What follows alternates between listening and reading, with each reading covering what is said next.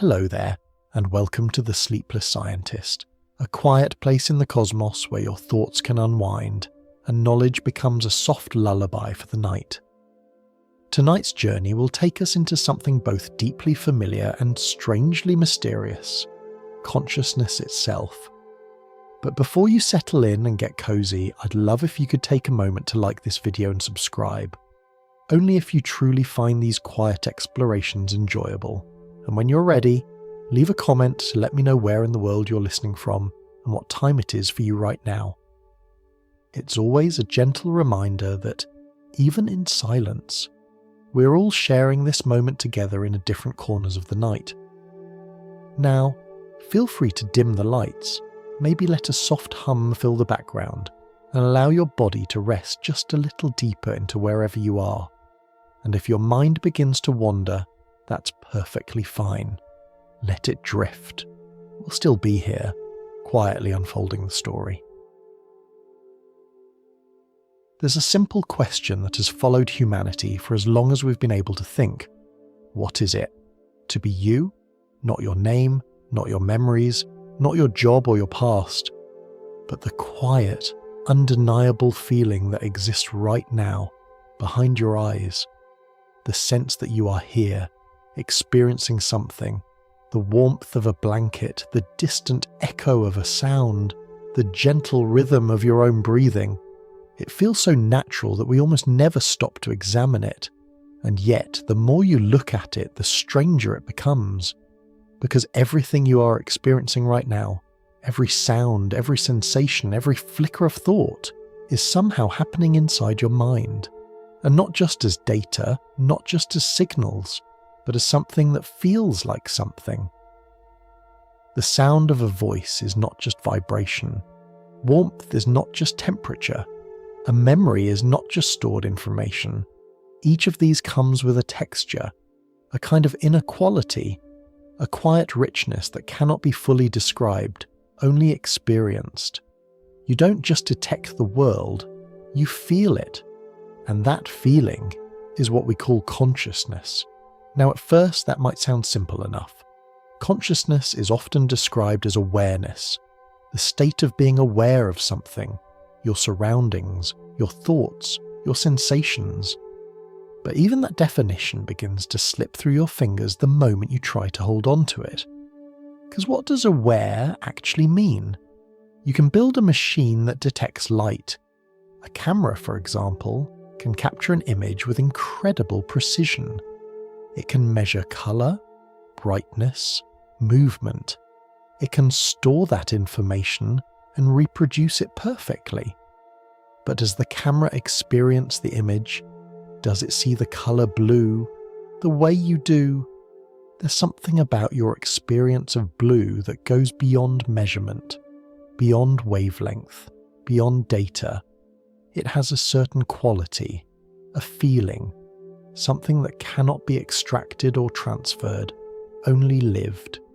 And this is where the mystery begins to open.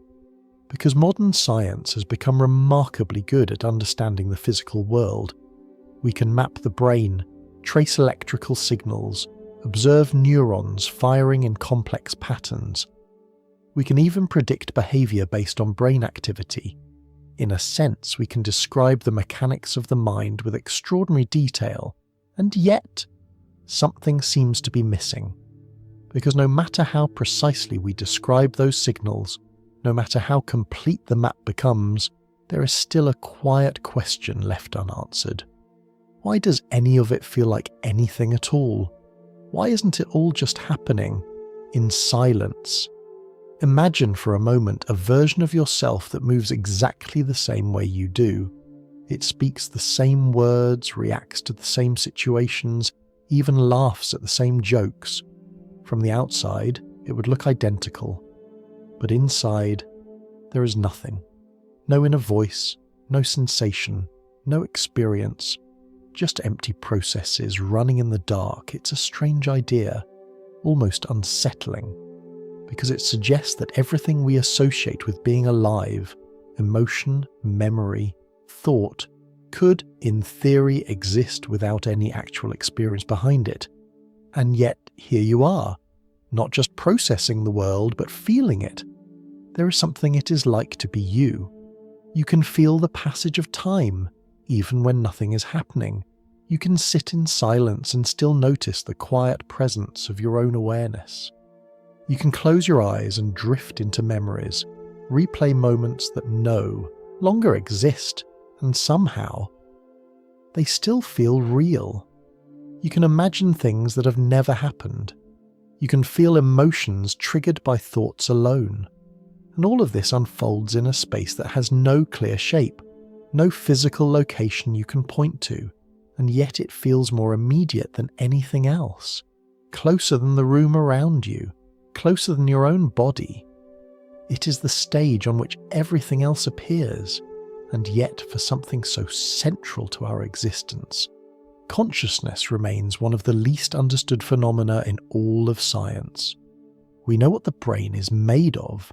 We understand the chemistry, the electrical activity, the networks of neurons communicating with one another in intricate patterns. But none of that explains why those patterns should give rise to an experience. It's as if we've carefully mapped every instrument in an orchestra, but still don't understand why the music feels beautiful. You might begin to notice something here. The deeper you look into consciousness, the more it resists being pinned down. It's not quite a thing, not quite a process, not quite a place. It's more like a quiet presence, a soft background hum that carries everything else. And perhaps that's why it has fascinated philosophers, scientists, and curious minds for centuries, because it sits at the intersection of everything we are. It is where the physical world meets the inner world, where signals become sensations, where information becomes meaning, and yet it remains just out of reach, like trying to look directly at the thing that is doing the looking. As you settle into this thought, you might notice something gentle beginning to happen. The question itself starts to soften, not demanding an answer, but inviting a kind of quiet curiosity. Because maybe consciousness is not something to be solved all at once. Maybe it's something to explore slowly, like tracing the outline of a shape in the dark, or listening to a distant sound, not quite trying to identify it, just letting it exist. And as we continue this journey together, we'll begin to move a little deeper into that mystery, not by rushing toward conclusions, but by gently unfolding the layers, looking at the brain, the mind, the strange illusions of identity, and the possibility that what feels most certain about you might also be the most mysterious. But for now, there's no need to go any further. Just rest with this simple idea, that there is something it feels like to be you, and that alone is already a wonder. As that quiet sense of being lingers, that simple awareness that you are here, noticing, feeling, existing, another question begins to emerge, one that has been asked for centuries in different forms by minds just as curious as yours. If this feeling of being you is so undeniable, then what exactly proves that you exist?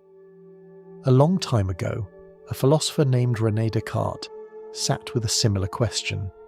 He lived in a world where certainty was hard to find. People could be mistaken.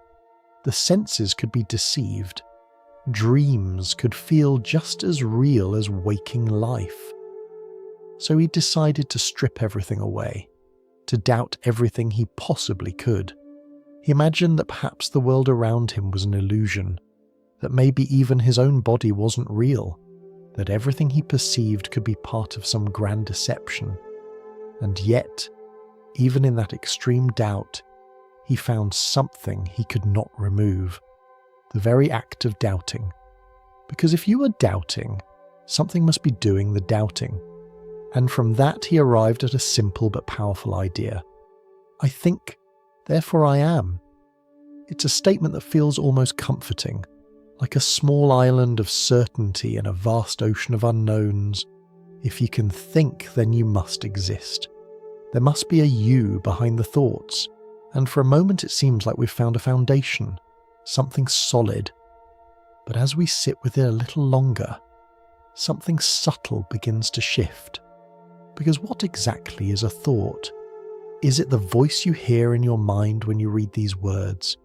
Is it the feeling of deciding to move your hand just before it moves?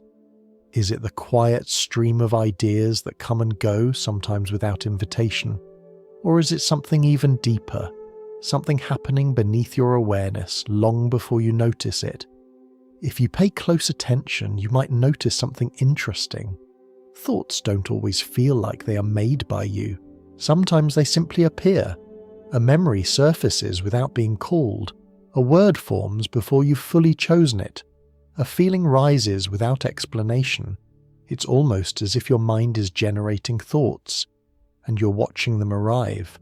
And if that's the case, then who is the you that Descartes was referring to? The thinker, or the observer of the thinking?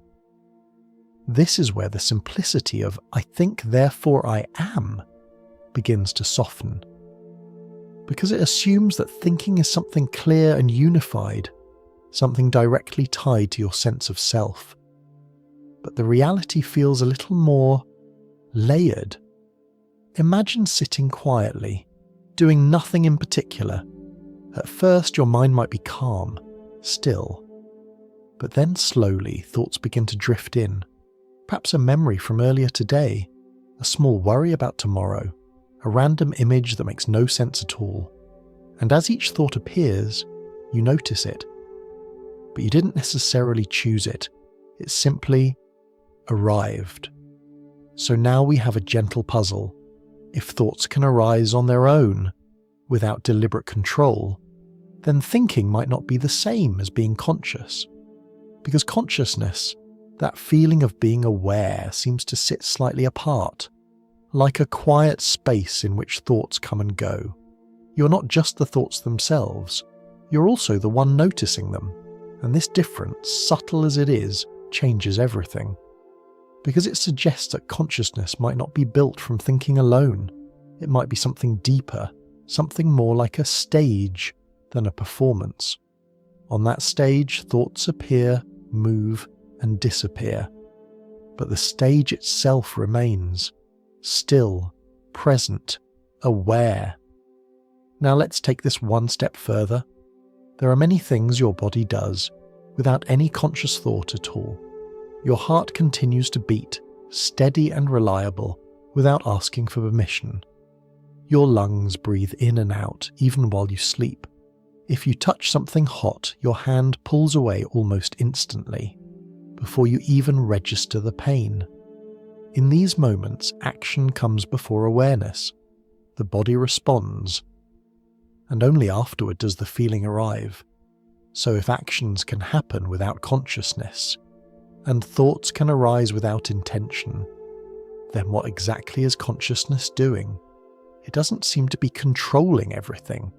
It doesn't seem to be generating every thought, and yet it is always there, quietly present, watching, feeling, experiencing. This realization has led many thinkers, both in philosophy and in science, to reconsider Descartes' idea. Not to reject it entirely, but to refine it. Because perhaps it is not thinking that proves existence. Perhaps it is something even simpler, something softer, not "I think, therefore I am," but maybe "I experience, therefore something is here." That something might not be as solid or fixed as we imagine. It might not be a permanent self sitting behind the eyes. It might be more like a process, a flowing, changing pattern of awareness that continues moment by moment. And this brings us back to that original feeling, the quiet sense of being you, not defined by any single thought, not limited to any single memory, but present in every experience, even now as you listen. There is a gentle awareness of these words, a subtle recognition of meaning, a soft sense of presence that doesn't need to be explained in order to exist. And perhaps, as you rest with that idea, you can begin to feel how fragile, and yet how undeniable it is. Because no matter how much we question the nature of thoughts, no matter how uncertain the world may seem, there is still this simple, quiet fact. Something is being experienced. Something is aware. And whatever that something is, that is where our journey continues, not by rushing forward, but by slowly turning our attention toward the mechanisms beneath this experience, toward the brain itself, and the way it might be shaping this sense of awareness from within. Because somewhere inside that intricate network of signals and patterns, the feeling of being you is quietly unfolding. And as we begin to look a little closer, we may discover that what feels most immediate is also what is most carefully constructed. But for now, just let the thought settle gently, like a ripple fading across still water. You're not just thinking, you're noticing that you are thinking. And in that noticing, something very subtle begins to reveal itself, something we're only just beginning to understand. As that quiet distinction begins to settle, between thinking and noticing, something even more curious starts to appear. If you're not fully choosing your thoughts, then how much of what happens in your mind is actually under your control? It's a slightly strange question, because most of the time it feels like you are the one in charge. You decide what to do, you choose what to say, you think, and then you act. But if you slow things down just a little and watch closely, a different picture begins to form. Imagine reaching out to pick up a cup of tea. It feels simple, effortless. You decide, and your hand moves. But if you look more carefully, there is something hidden in that moment. Before your hand moves, before the muscles contract, before the action becomes visible, there is already activity happening inside your brain. Tiny electrical signals begin to shift. Patterns begin to form. Decisions begin to unfold, quietly, beneath your awareness. By the time you feel like you've made a choice, the process has already begun. It's as if your mind starts moving, just a fraction of a moment before you notice it. And this has been observed in many experiments. When scientists measure brain activity, they often find that the signals related to a decision appear slightly earlier than the conscious feeling of deciding. Not seconds earlier, just a brief moment, a gentle head start, like the beginning of a wave forming beneath the surface before it rises into view. Now, this doesn't mean you're not involved at all, but it does suggest something subtle. The feeling of deciding might not be the starting point. It might be something that arrives just after the process has already begun. And if that's true, then the sense of control we feel may be more like a story than a command. A story the brain tells itself to make sense of what it is already doing. You can notice this in smaller ways too. Think about the last time you tried to remember something, a name perhaps, or where you left your keys. You search your mind, and nothing comes. Then, a few moments later, while you're no longer trying, the answer appears, out of nowhere. You didn't consciously build it. You didn't assemble it piece by piece. It simply arrived. As if some quiet process was working in the background, patiently sorting through information until it found what you needed, and then gently placing it into your awareness. This happens with words as well. As you speak, you rarely plan every sentence in advance. You don't carefully select each word before it leaves your mouth. Instead, the sentence forms as you go, one word leading to the next, in a flowing, almost automatic way. And yet it feels like you are speaking. It feels like you are in control, even though the construction of the sentence is happening faster than you can consciously follow. In fact, if you tried to control every word deliberately, you might find yourself slowing down, stumbling, losing the natural rhythm of speech. because the system that generates language works best when it is allowed to run quietly, in the background. And the same is true for so many things: walking, balancing, recognizing faces, even understanding the meaning of a sentence happens almost instantly without effort. You don't analyze each sound individually. You don't consciously decode every letter. The meaning simply appears, fully formed. And all of this suggests something important. A large part of what we call thinking is not something we actively do. It is something that happens. And consciousness, that feeling of awareness, seems to sit just slightly above it, like a soft light illuminating whatever rises into view. You can imagine it like sitting beside a river at night. The river is constantly flowing, carrying thoughts, sensations, impulses. You don't control the water, you don't decide each ripple, but you can see it. You can notice the movement as it passes by. Sometimes the current is calm, sometimes it rushes, sometimes it carries something unexpected, but the act of seeing, the quiet awareness of the flow, remains steady. And this awareness gives the impression that you are part of the process, which in a sense you are, but perhaps not in the way it first appears, because instead of being the source of every thought, you might be more like the space in which thoughts appear. This idea can feel a little unsettling at first, if thoughts arise on their own, if decisions begin before we notice them. Then what role does consciousness really play? Is it just observing? Is it guiding things in subtle ways we don't fully understand? Or is it something else entirely? These questions don't have simple answers, but they do invite a softer way of looking at the mind. Instead of seeing it as a single, unified thing, a you sitting at the center, controlling everything, we can begin to see it as a layered process. Some parts are fast, automatic, hidden beneath awareness. Others are slower, more reflective, appearing within awareness. And consciousness itself might not be the driver. It might be more like a window, a place where certain things become visible.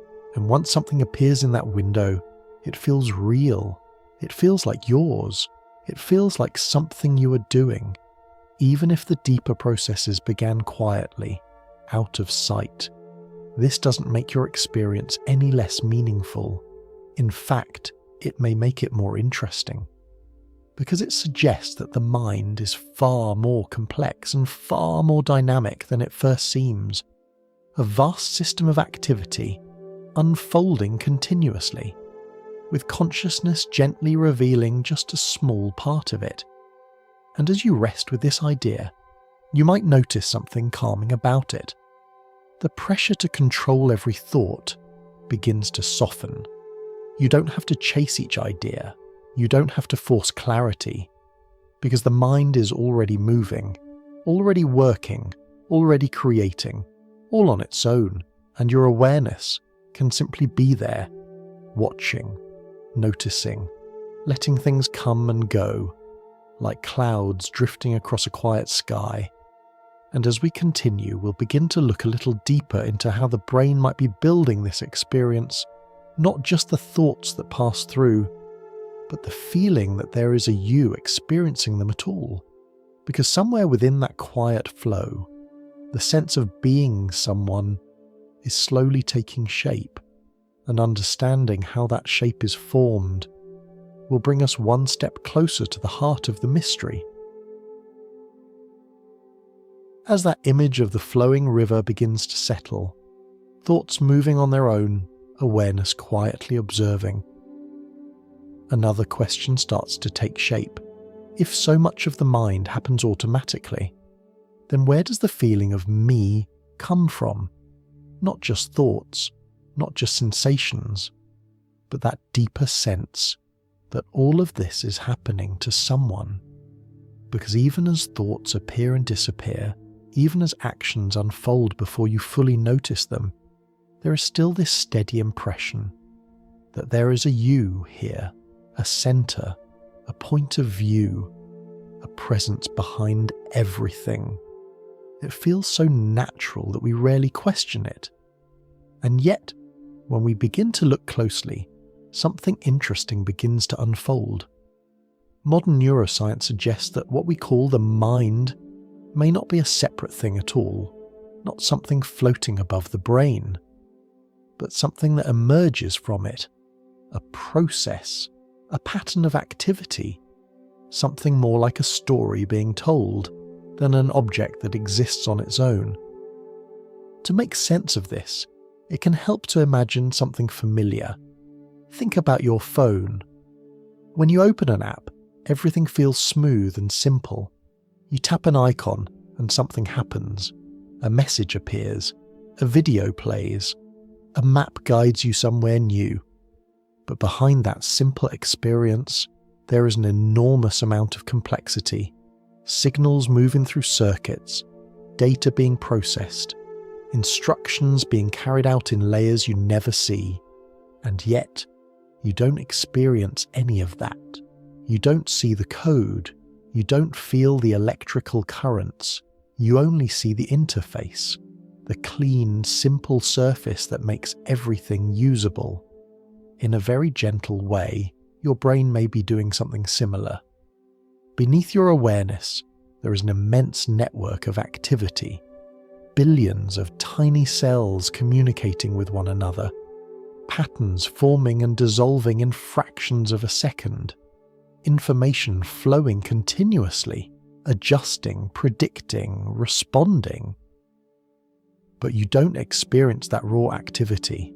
Instead, you experience a simplified version, a kind of inner interface. And part of that interface includes something very important, the sense that there is a you at the center of it all. Now, this doesn't mean that the you is fake in the sense of being meaningless, but it may not be what it seems. It may not be a solid, unchanging entity. Instead, it may be something the brain constructs in order to organize experience, a useful model, a way of keeping track of what is happening and how it relates to the body, to memory, to the world. You can think of it like a label. When you say, my hand, my thoughts, my memory, the word my creates a connection. It gathers different experiences together and places them under one identity. Without that organizing center, everything might feel scattered, disconnected, difficult to navigate. So the brain builds a sense of ownership, a quiet narrative that says, this belongs to me, this is happening to me, this is who I am. And over time, that narrative becomes so familiar that it feels real in a very deep way. But if you pause for a moment and gently observe your own experience, you might notice something subtle. The feeling of you is not always constant. Sometimes it feels strong and clear, sometimes it fades into the background. Think about being deeply absorbed in something, reading a story, listening to music, watching the rain fall outside. In those moments, the sense of me can become very quiet. There is just the experience itself, the sound, the image, the feeling. And then, slowly, the sense of self returns. You remember who you are, where you are, what you're doing. It's as if the you moves in and out of focus, just like everything else. This suggests something important. The sense of self may not be the source of experience. It may be something that appears within experience, constructed, moment by moment, just like thoughts, just like perceptions. Now, this idea can feel a little unusual, because we're so used to thinking of ourselves as stable, continuous beings. But if we look carefully, we can see that change is happening all the time. Your body is constantly renewing itself. Cells are replaced. Structures shift. The physical matter that makes up your body today is not exactly the same as it was a year ago. Your memories evolve. Your beliefs change. Even your personality slowly adapts over time. And yet, despite all of this change, there is still that persistent feeling. I am the same person. It's a feeling that stretches across time, connecting past, present, and future into a single thread. But that thread may not be as solid as it seems. It may be something the brain weaves together, using memory, expectation, and perception. A continuous story, built from many changing parts, and just like any story, it can shift. It can be edited, reinterpreted, even rewritten. This doesn't make it less meaningful. In fact, it may make it more remarkable, because it means that the sense of being you is not something fixed. It is something alive, flexible, responsive, shaped by everything you experience, and at the same time, it raises a deeper question. If the brain is constructing this sense of self, if it is building an inner model that says this is me, then who or what is actually experiencing it? Is there something behind the model, or is the model itself the experience? For now, there's no need to rush toward an answer. Just notice the shape of the question. Notice how it gently bends your attention inward, toward the very thing that is doing the noticing. Because as we continue, we'll begin to explore how the brain not only builds a sense of self, but also builds the feeling of awareness itself, not as something magical or separate, but as something deeply connected to how the brain understands its own activity, a kind of internal map of what it is doing. And in that map, something very familiar begins to appear. The feeling that you are here, watching, experiencing, being. And slowly, we'll begin to see how even that feeling might be part of the construction too, a quiet creation, unfolding in the background. So for now, let that idea rest gently. Like a thought that doesn't need to be fully understood, the sense of you may not be a fixed point, but a soft pattern, shaped by the brain, appearing moment by moment in the space of awareness. As that soft sense of you begins to feel a little more fluid, a little less like a fixed centre and more like something gently constructed, another layer of the story begins to unfold. If the brain can build a sense of self, could it also be building the feeling of awareness itself? Not just the story of who you are, but the feeling that you are aware at all. At first, this might sound a little strange. Awareness feels so immediate, so direct, that it seems impossible for it to be something constructed. It feels like the most basic thing there is, the foundation beneath everything else. But if we return to that idea of the brain as a kind of system, constantly processing, predicting, and organizing information, a new possibility begins to appear. Perhaps awareness is not something added on top of the system. Perhaps it is something the system creates as part of understanding itself. To explore this idea, let's take a step back and look at something simple. Imagine you're sitting in a quiet room and suddenly you hear a sound. Maybe it's a soft tap, or the distant hum of something moving far away. At first, the sound simply exists, but then, almost instantly, something else happens. Your attention moves toward it. Without effort, without instruction, your mind begins to focus, and along with that focus comes a subtle feeling. I am hearing that. Not just sound, but awareness of the sound. Now here's the interesting part.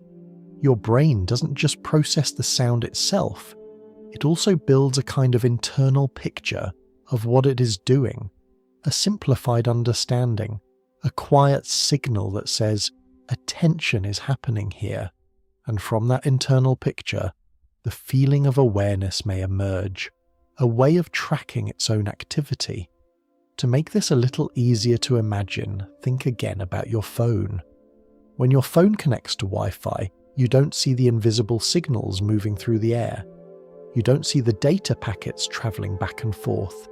Instead, you see a small icon, a simple symbol showing that a connection is active. That icon doesn't contain the internet. It doesn't show the full complexity of what's happening, but it gives you a useful summary, a way to understand what the system is doing, without needing to see everything behind it. In a very gentle way, your brain may be doing something similar.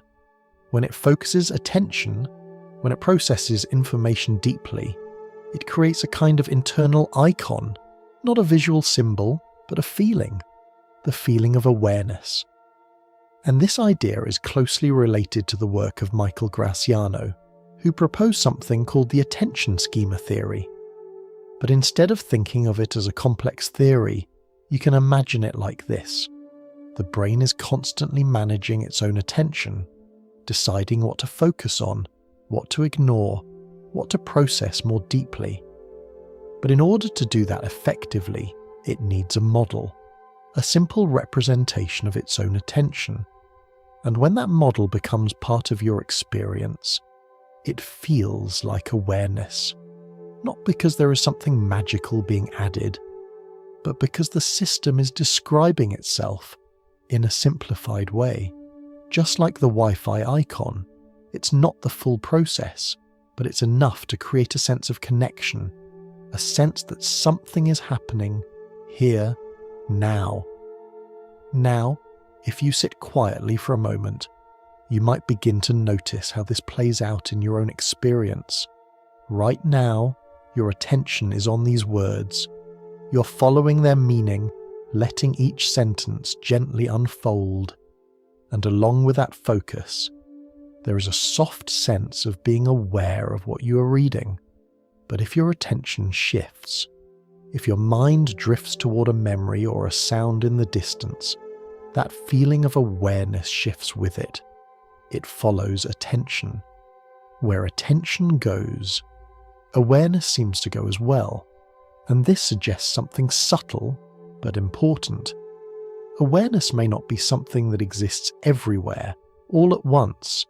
It may be closely tied to where the brain is focusing its resources, to what it is actively processing.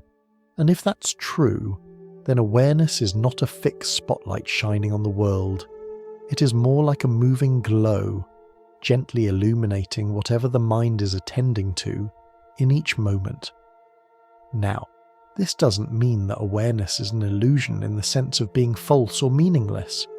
It simply means that it may be constructed, a real experience, built from a simplified model, and this idea begins to connect many of the things we've already explored. Thoughts arising on their own, actions beginning before we notice them, the sense of self appearing and fading. All of these can be seen as different layers of the same system. Some processes happen in the background, quietly, without awareness. Others rise into focus, becoming part of the inner stage we experience, and awareness itself may be the system's way of tracking what is on that stage. A kind of internal map, not perfect, not complete, but useful. Now there's something quietly comforting about this idea, because it suggests that the mind is not chaotic or random. It is organized, adaptive, constantly working to make sense of itself and the world around it. Even if we are not aware of all the details, even if much of it remains hidden beneath the surface. And perhaps most importantly, it suggests that the feeling of being aware is not something separate from the brain, but something deeply connected to how the brain understands its own activity. A gentle loop. The brain processes information, then builds a model of that processing, and that model becomes part of the experience, and within that loop, something familiar begins to take shape. The feeling that you are here, that you are aware, that you are experiencing something, not as a fixed observer, standing outside the system, but as part of the system itself, a pattern within the flow. And as we continue, we'll begin to see how this internal model, this sense of awareness, connects with something even more subtle, the feeling that you exist not just in a moment, but across time, that you're the same person you were yesterday and the same person you will be tomorrow. A continuity that feels so natural and yet may also be something the mind constructs. But for now, just let your attention rest where it is. Notice how it moves, gently, without effort. And notice how awareness follows it, like a quiet companion. Where attention goes, something lights up, and in that light, experience appears, softly, moment by moment. As that gentle connection between attention and awareness begins to settle, something else starts to come into view. If awareness follows attention, and attention moves from one thing to another, then what happens to everything else?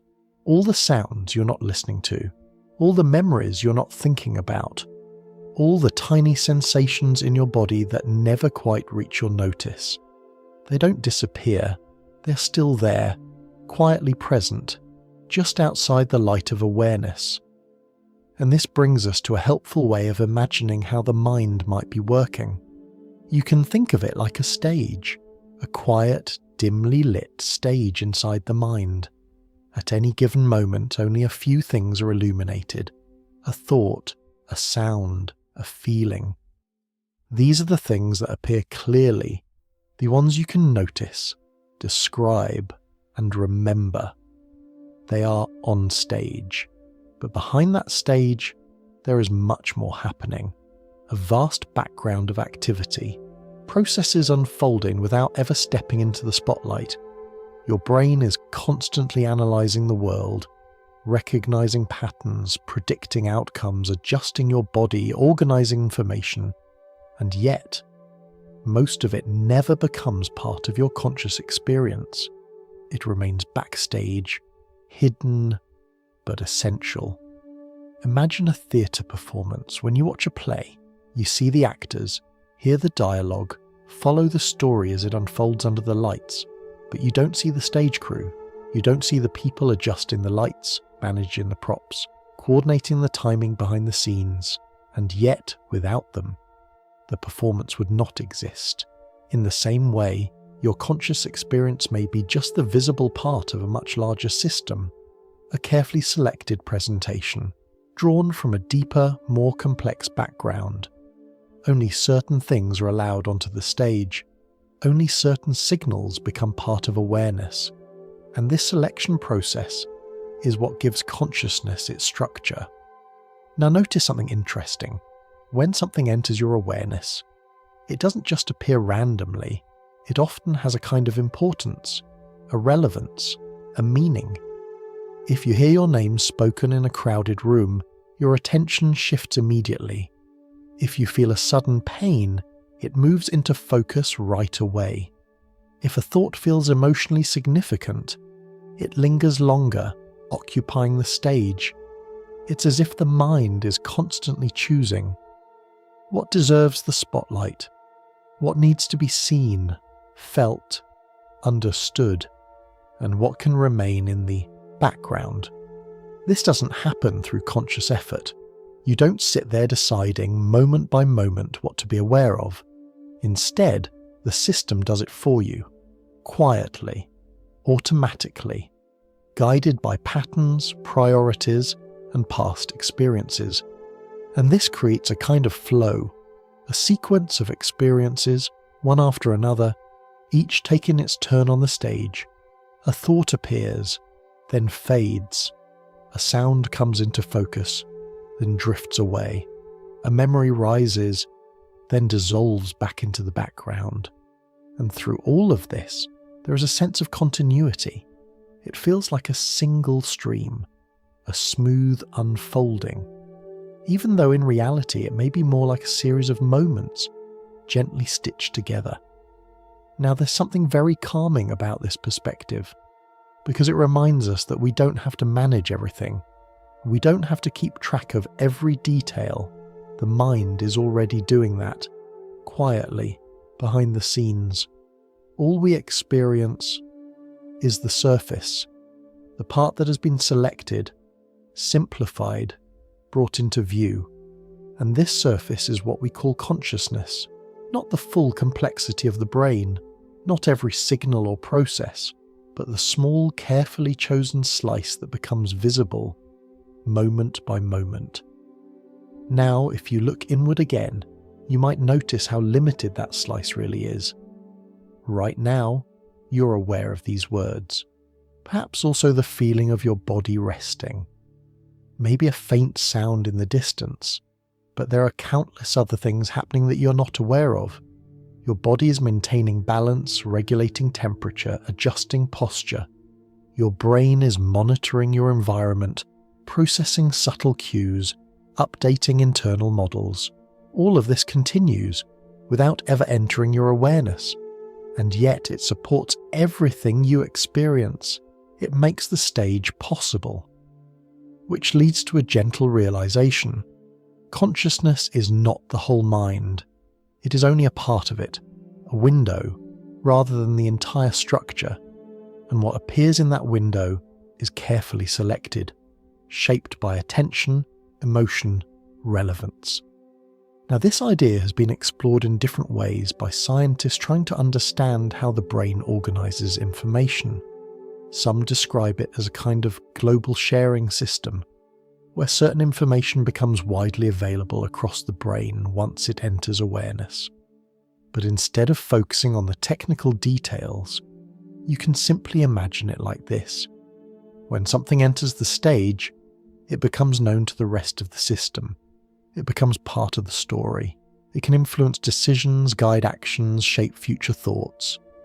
Whereas the things that remain in the background continue to operate quietly, without directly shaping your conscious experience.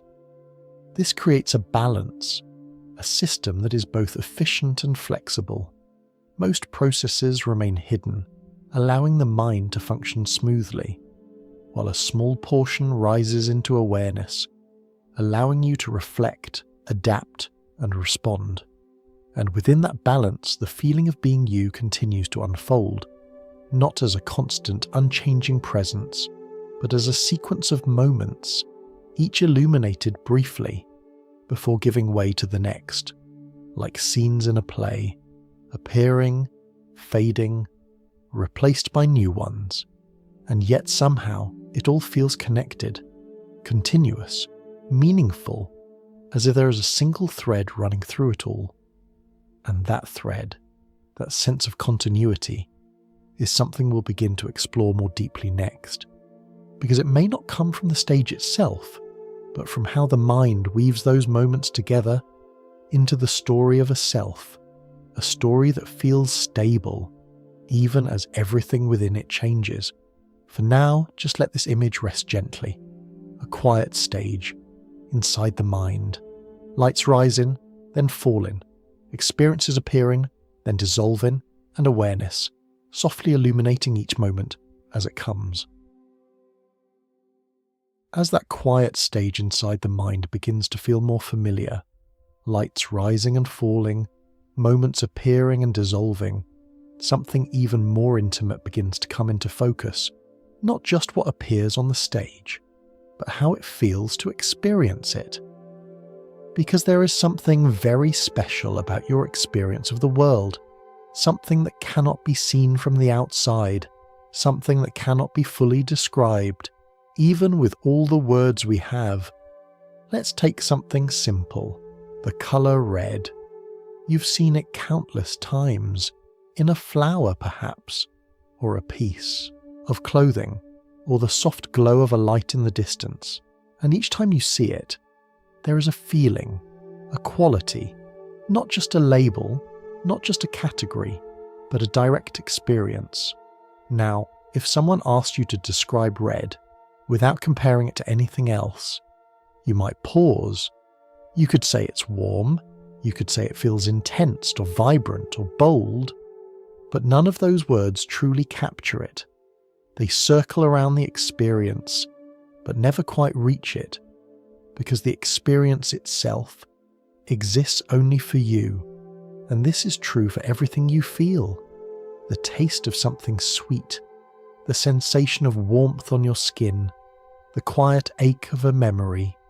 Each of these carries a kind of inner texture, a softness, a sharpness, a tone that's impossible to fully translate, and this inner texture is what scientists and philosophers sometimes call qualia. But instead of holding on to the word, you can simply think of it as the feel of experience, the part that makes the world not just detectable, but livable. Now here's where things become gently mysterious. We often assume that other people experience the world in the same way we do, that when you see red and someone else sees red, the experience is the same, that when you say something tastes sweet, others feel that sweetness in the same way. But how can we know that? We can agree on labels, we can point to the same object and call it by the same name, but the actual experience, the way it feels from the inside, remains private. There is no way to step into someone else's perspective and see through their eyes. No way to compare your experience directly with theirs. You can only assume, based on shared language and behaviour, and yet, even small experiments begin to reveal how different our experiences can be. Imagine two shapes. One is sharp, with jagged edges, like a star. The other is smooth and rounded, like a soft cloud. Now imagine naming them. Without thinking too much, many people tend to call the sharp shape Kiki and the rounded one Booba. There's something about the sound of the word that seems to match the shape. Sharp sounds for sharp edges, soft sounds for soft curves. But why? The shapes haven't changed. The sounds themselves are just vibrations, and yet the mind connects them, creating a shared sense of meaning. Or consider a familiar auditory illusion. A short recording plays, and some people clearly hear one word, others hear something entirely different. The same sound, reaching different minds, producing different experiences, and neither is entirely right or entirely wrong. They are simply different interpretations, emerging from the same input. Even colour, something we often think of as fixed, can shift in surprising ways. You may have seen an image where some people insist the colours are blue and black, while others are just as certain they are white and gold. The image itself doesn't change, but the experience does, because what you see is not just the raw information, it is the brain's interpretation of that information, a construction shaped by context, expectation, and past experience. And within that construction, the feeling of colour arises, softly, personally, uniquely. Now, if you sit quietly for a moment, you might begin to notice this in your own experience. The way a sound carries a certain tone, not just loud or soft, but textured. The way a memory feels different from a present moment, even if the image is similar. The way emotions colour your perception, making the same world feel different on different days. All of these are part of the inner landscape, the quiet richness of experience that exists alongside the outer world, and yet no matter how carefully we study the brain, no matter how precisely we map its activity, there is still a gap. We can see which parts of the brain respond to colour. We can measure the patterns associated with taste, with sound, with emotion. But we cannot find the feeling itself. We cannot point to a signal and say, this is what red looks like. Because the experience is not contained in the signal alone. It arises from the interaction, the interpretation, the internal model the brain creates. And this brings us back to something very simple and very profound. The world you experience is not just the world as it is the world as it appears to you, shaped by your brain, coloured by your history, filtered through your perception. And within that world, every sensation carries a quiet uniqueness, a private quality that belongs only to your experience. This doesn't separate you from others. In fact, it gently reminds us how similar and how different we all are, because while we share the same world, we each experience it in our own way. And perhaps, as we begin to see that, something soft begins to unfold, a kind of curiosity, a quiet openness. Because if your experience is unique, then so is everyone else's, and that means there is always more to understand, more to explore, more to gently wonder about. As we continue, we'll begin to look at how something as simple as language, the words we use every day, can shape these experiences even further, changing not just how we describe the world, but how we actually feel it. But for now, just rest with this idea, that the colour you see, the sound you hear, the feeling you carry, all have a texture that exists only in your experience, a quiet signature of being you, soft, immediate, and beautifully impossible to fully share.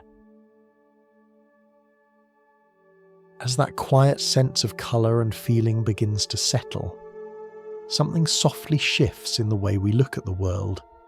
Because if even something as simple as the colour red can feel slightly different from one person to another, then perhaps the world we experience is not as fixed as it seems. Perhaps it is not something we simply receive, but something we gently construct, moment by moment. Let's return for a moment to something very simple, a sound. Imagine listening to a short recording. At first you hear a word clearly. It feels obvious, almost undeniable. But then someone nearby says they hear something else entirely. You listen again, more carefully this time, and suddenly the sound begins to shift. What once seemed clear becomes uncertain. Two different words, hidden in the same sound, and your mind begins to move between them, back and forth, as if the sound itself is changing, even though it remains exactly the same. This kind of experience is more common than it might seem. The famous Yanni and Laurel illusion is one example. Some people hear one word, others hear the other, and once you become aware of both possibilities, your perception can begin to alternate between them. Not because the sound changes, but because your brain is interpreting it in different ways. Now imagine something similar, but with sight. You're shown an image of a dress. Some people immediately see it as blue and black. Others are just as certain it is white and gold. There is no agreement, no single, obvious answer, and yet everyone is looking at the same image, the same light, the same shapes, the same information reaching the eyes. So what is happening? Why does the same input create different experiences? The answer, softly unfolding beneath the surface, is that your brain is not simply recording reality. It is interpreting it, making its best guess, based on past experience, lighting conditions, expectations, and countless subtle factors. When you see an object, your brain doesn't just process the light entering your eyes. It asks a quiet question. What is most likely true here? And then, almost instantly, it constructs a version of reality that fits that answer. In the case of the dress, some brains assume the image is in shadow, others assume it is brightly lit, and based on that assumption, the colours shift.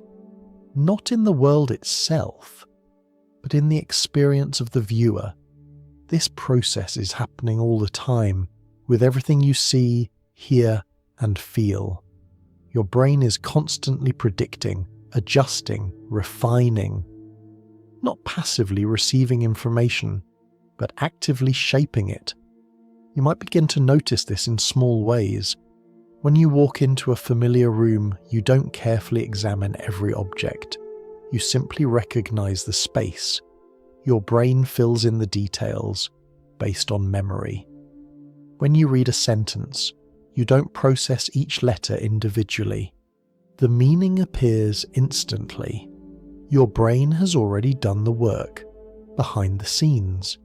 Even when you look at a face, recognition happens almost immediately. Before you consciously think, "I know this person," the brain has already matched patterns, compared features, and reached a conclusion. All of this happens silently, effortlessly, and yet it creates the feeling that you are directly experiencing reality. But what you are actually experiencing is the brain's interpretation of reality, a model, a best guess. Now, this might sound like it makes the world less real, but in a gentle way it does the opposite.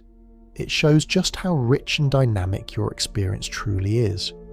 Because your perception is not static, it is alive, flexible, responsive, capable of shifting, even while the world remains the same.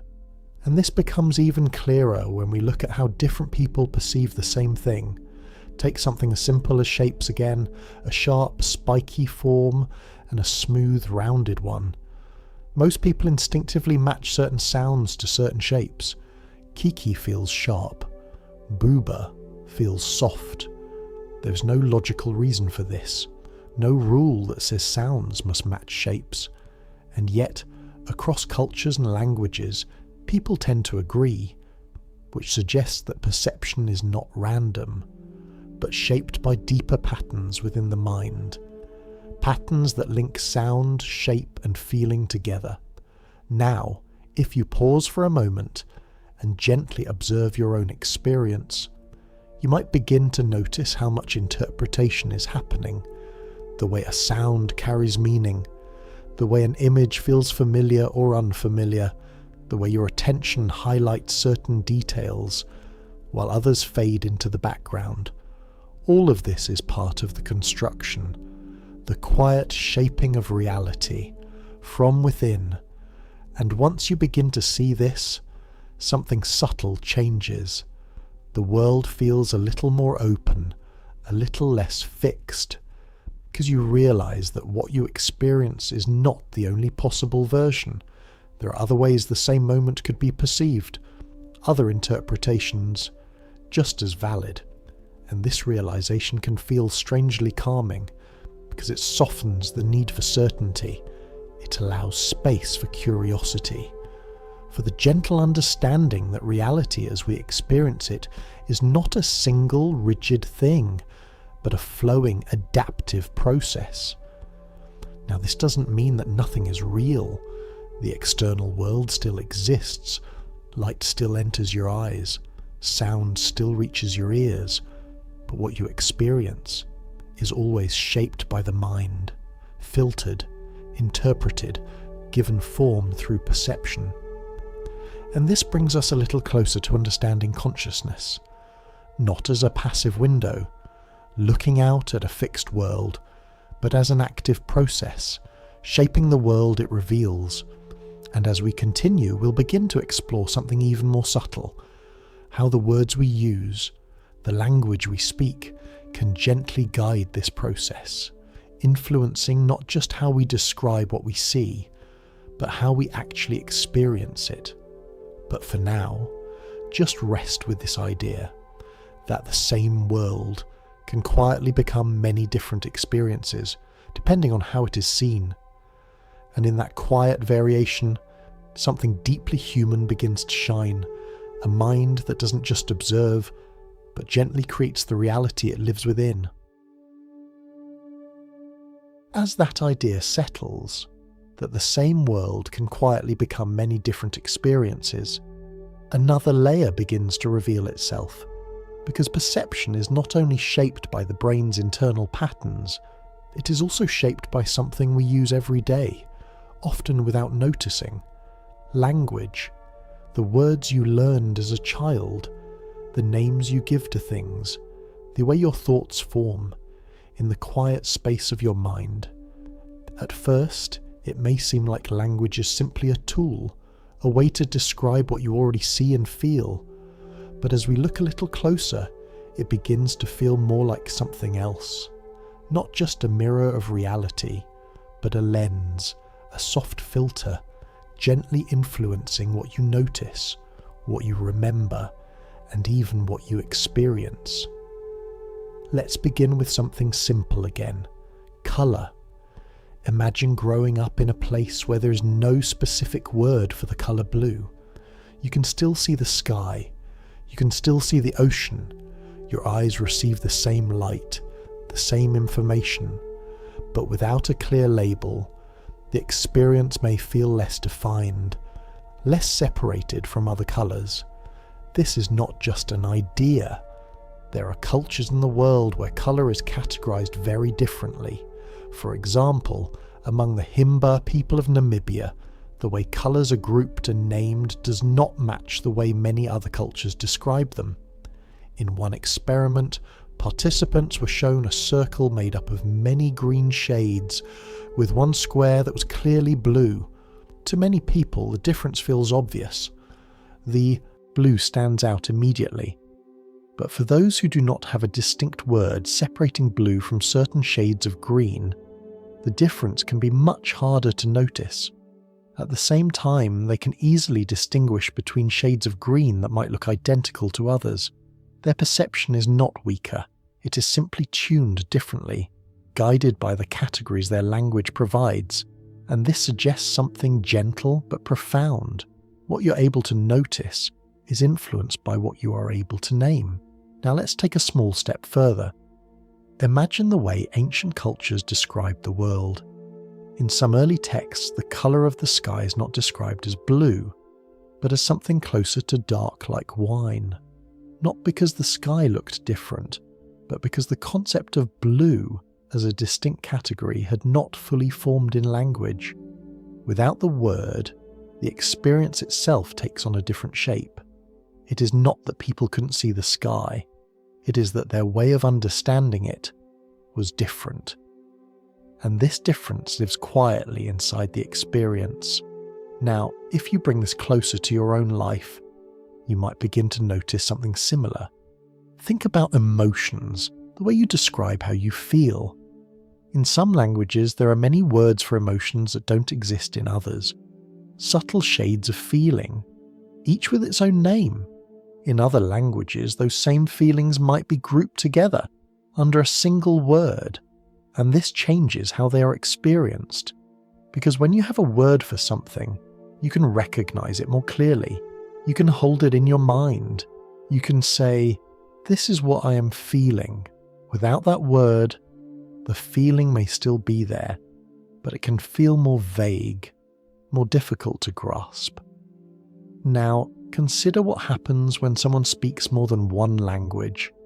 Many bilingual people describe a quiet shift when they move from one language to another. The same thought can feel slightly different. The same memory can carry a different emotional tone. In one language, a phrase may feel warm and natural. In another, it may feel distant or less complete. It's not just the words that change, it's the experience itself, because each language carries with it a way of organizing the world, a way of highlighting certain details, while softening others. And when you move between languages, you move between these different lenses. Now, if you sit quietly for a moment, you might begin to notice how language shapes your own thoughts. The way your inner voice forms sentences, the way certain words carry weight, while others feel light, the way naming something can make it feel more real. If you feel a vague discomfort, it can be hard to understand. But the moment you name it, stress, sadness, excitement, it becomes clearer, more defined, almost as if the word gives the feeling a shape. And this shaping is happening constantly, without effort, without awareness. Language is quietly guiding your perception from the inside, helping you navigate the world by organizing experience into patterns you can understand. Now, this doesn't mean that language controls everything. There are aspects of experience that exist beyond words, moments that feel too subtle, too complex, too personal to fully describe. A certain kind of nostalgia, a quiet sense of peace, a fleeting feeling that disappears the moment you try to explain it. These remind us that language is not the whole of experience. It is a tool, not the territory, but it is a powerful tool, one that gently shapes the way reality appears to you. And once you begin to see this, something soft begins to unfold. You realize that your experience of the world is not fixed, it is flexible, influenced not only by your senses, but by the concepts you carry, the words you've learned, the meanings you've attached to them, and this opens up a quiet sense of possibility. Because if language can shape experience, then expanding your language can expand your world, not just in knowledge, but in feeling, in perception, in understanding. As we continue, we'll begin to explore how these experiences, shaped by perception and language, come together to form something even more personal, the feeling that all of this belongs to a single, continuous self, a story that stretches across time, connecting who you were to who you are now. But for now, just rest with this idea that the words you use to do more than describe your world. They gently shape it, colour it, give it form, and within that quiet shaping, your experience becomes uniquely your own, a soft interplay between sensation, thought, and meaning, unfolding moment by moment.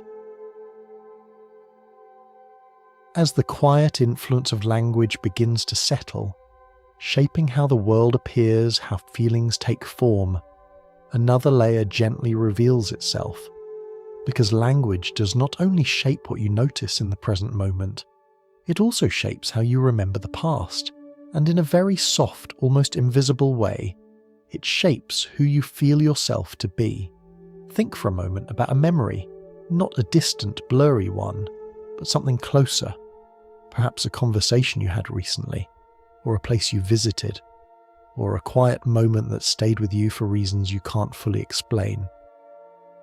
As you bring that memory into awareness, notice how it appears. It's not just an image, it's not just a sequence of events. There is a feeling attached to it, a tone, a certain atmosphere that comes along with the memory. Now try something subtle. Imagine describing that same memory in words. You begin to put it into language. You choose certain details. You highlight certain moments. You give it a structure, a beginning, a middle, an end. And as you do that, something changes. The memory becomes more defined, more organized, but also more selective. Because in the act of describing, you're not simply recalling the memory, you're shaping it, gently, quietly, choosing what becomes part of the story and what fades into the background. Now, imagine telling that same memory in a different language. If you speak more than one, you may already sense this. The same event can feel slightly different. Certain words may not translate perfectly. Some emotions may feel easier to express in one language and more distant in another. A phrase that feels natural in one language may feel slightly unfamiliar in another, and because of that, the memory itself begins to shift. Not in its basic structure, but in its feeling, its tone, its emotional colour. This is because memory is not a fixed recording. It is not like a video stored exactly as it happened. Instead, it is something more flexible, more alive. Each time you recall a memory, you are reconstructing it, rebuilding it from fragments, images, emotions, words, all coming together to form a coherent experience. And language plays a quiet but powerful role in that reconstruction. It provides the framework, the structure through which the memory is organized, the lens through which it is understood. Now, this doesn't mean that memories are unreliable in a dramatic way. It simply means that they are dynamic. They evolve. They adapt, as you do. And this is where something deeper begins to emerge. Because if your memories are shaped by language, and your sense of self is built from memory, then language is also shaping your identity in a very soft, continuous way. Think about how you describe yourself, the words you use. I am someone who enjoys quiet moments. I am someone who worries sometimes. I am someone who remembers things deeply. These are not just descriptions. They are part of the story you tell yourself about who you are. And over time, that story becomes familiar. It becomes stable. It feels true. But if the language changes, even slightly, the story can change too. You might emphasize different parts of your experience, notice different patterns, feel different connections, and slowly, the sense of self shifts, not dramatically, not all at once, but gently, like a current moving beneath the surface. Now there's something quietly beautiful about this, because it means that identity is not something rigid or fixed. It is something that grows, something that evolves as your experiences and your language evolve. And at the same time, it reveals something a little mysterious, that the person you feel yourself to be is not just a result of what you have lived through, but also how you have understood it, how you have described it to yourself. Now, if you sit with this idea for a moment, you might begin to notice how memory feels less like a storage system and more like a story being told, a story that is retold again and again, each time slightly different, each time shaped by your current perspective, your current language, your current understanding. And through that retelling, a sense of continuity is created, a feeling that this is me, that this has always been me, even though the details may shift, even though the interpretation may change. Now, this continuity is very important. It gives life a sense of direction, a sense of coherence. Without it, experience might feel fragmented, disconnected, difficult to navigate. So the mind works gently to maintain that thread, to weave together past and present into a story that feels whole. And language is one of the threads it uses, a quiet tool, helping to bind experiences together, giving them shape and meaning. And yet, even as this story forms, there is still that deeper layer we touched earlier, the simple awareness that experiences the story as it unfolds, the quiet presence behind the words. Because even when language shapes memory, even when memory shapes identity, there is still something that notices it all, something that remains as the story changes. And as we move forward, we'll begin to explore that sense of continuity more directly, how the mind creates the feeling that you are the same person across time, even as everything within you changes, even as the story evolves. But for now, just let this idea rest softly, that your memories are not just stored, they are gently rebuilt, that your identity is not just given, it is quietly shaped, and that language, the simple words you use every day, plays a deeper role than it first appears, not only describing your world, but helping to create the experience of being you, moment by moment, memory by memory, word by word. As the quiet shaping of memory and language begins to settle, something deeper and more personal starts to come into view. Not just how you experience the world, but how you experience yourself within it. Because there is a very familiar feeling that seems to follow you everywhere, a sense that you are the same person you were yesterday and the same person you will be tomorrow.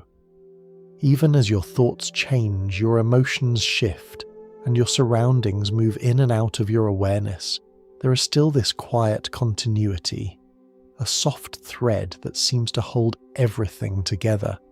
It feels natural, almost unquestionable.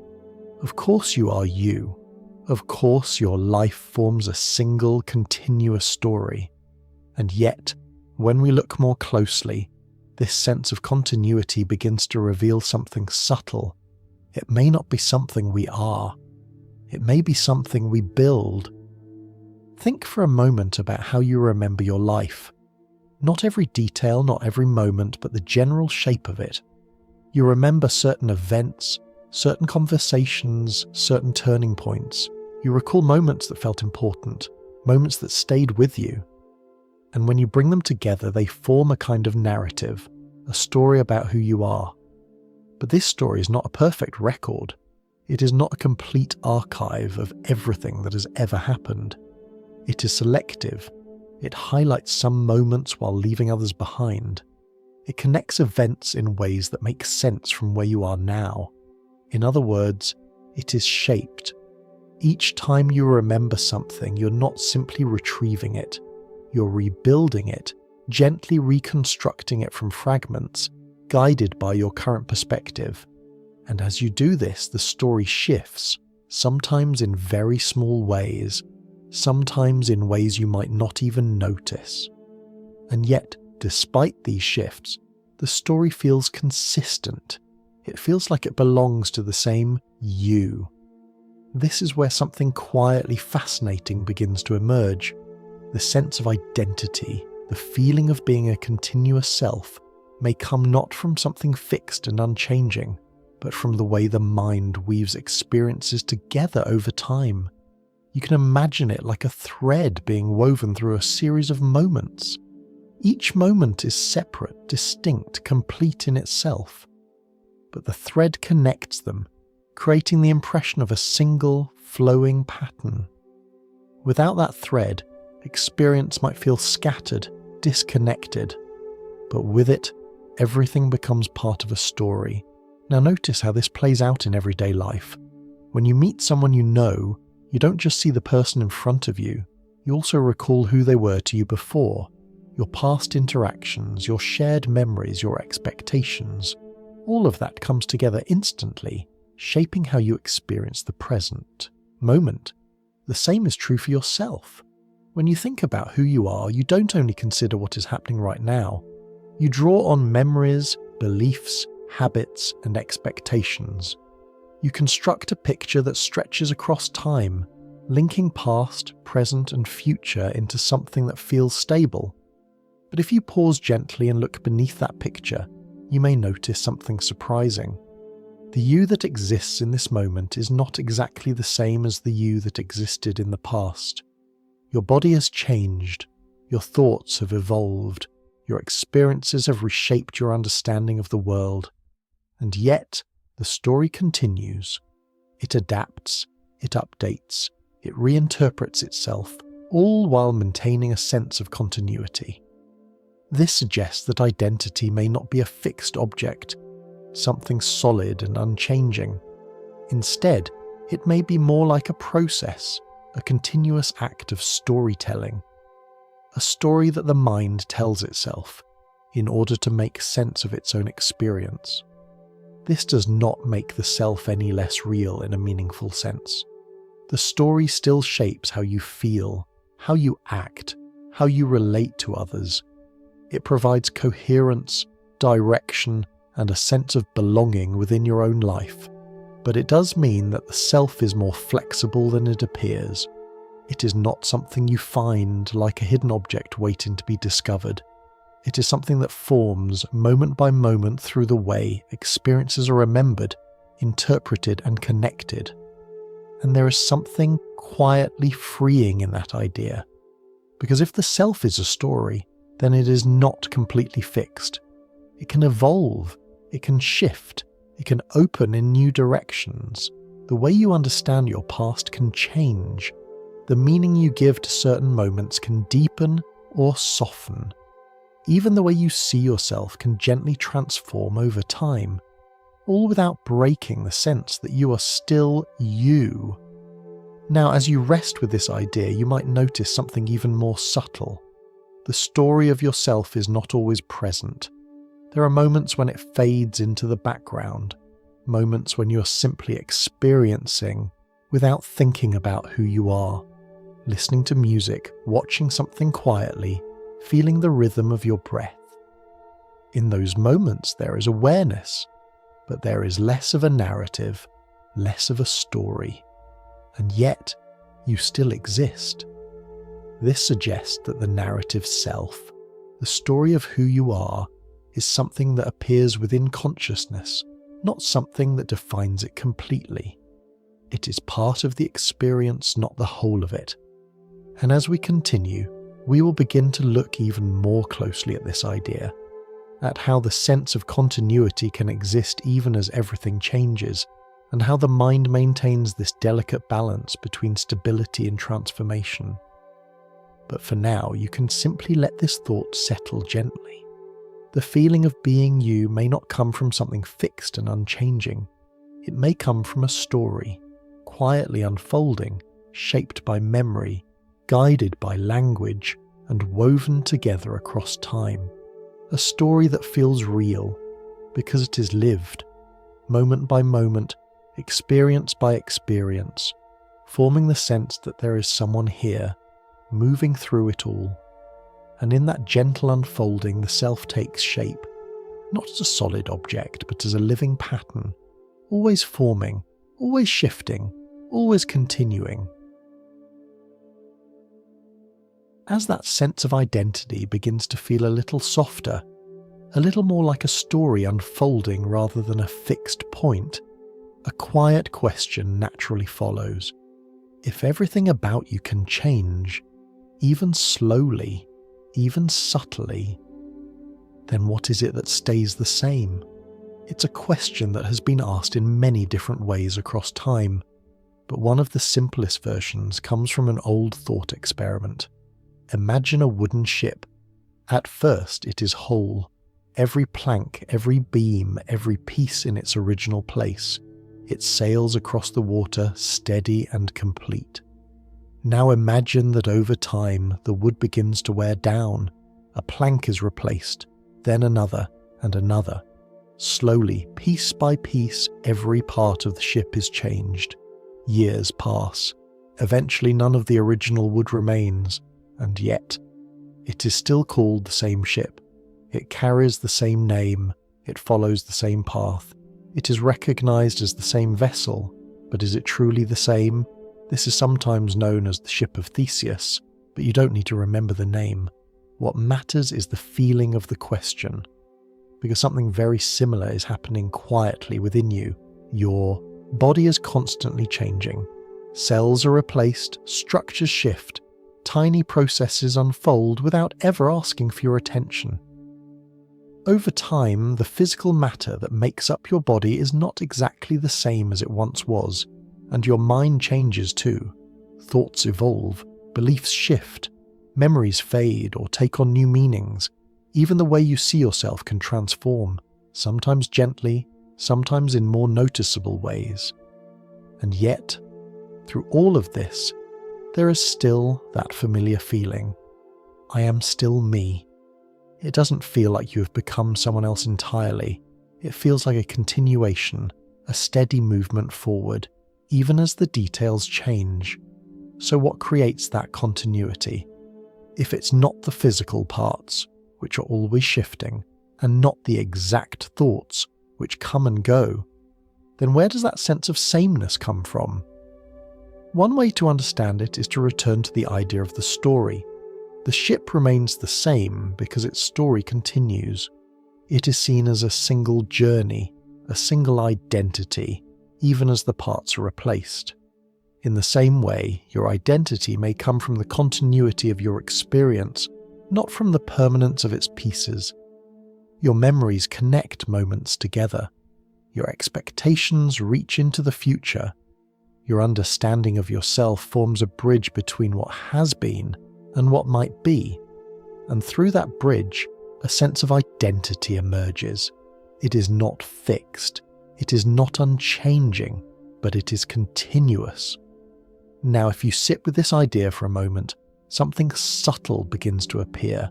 The sense of being you may not come from what you're made of, but from how your experiences are connected.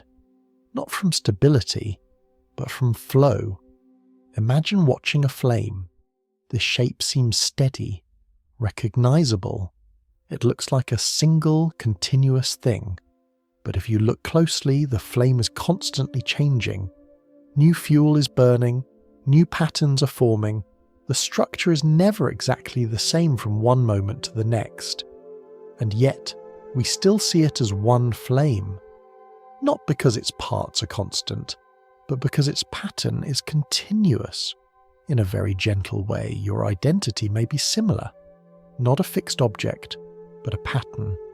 A pattern that continues through time, even as its details change. This doesn't make your sense of self any less meaningful. If anything, it reveals how remarkable it is, because it shows that the feeling of being someone can arise from something dynamic, something always in motion, something that never stands still, and at the same time it softens the need for everything to remain the same. You don't have to hold on to every detail of who you were. You don't have to resist change in order to remain yourself, because the continuity is not in the parts, it is in the connection between them.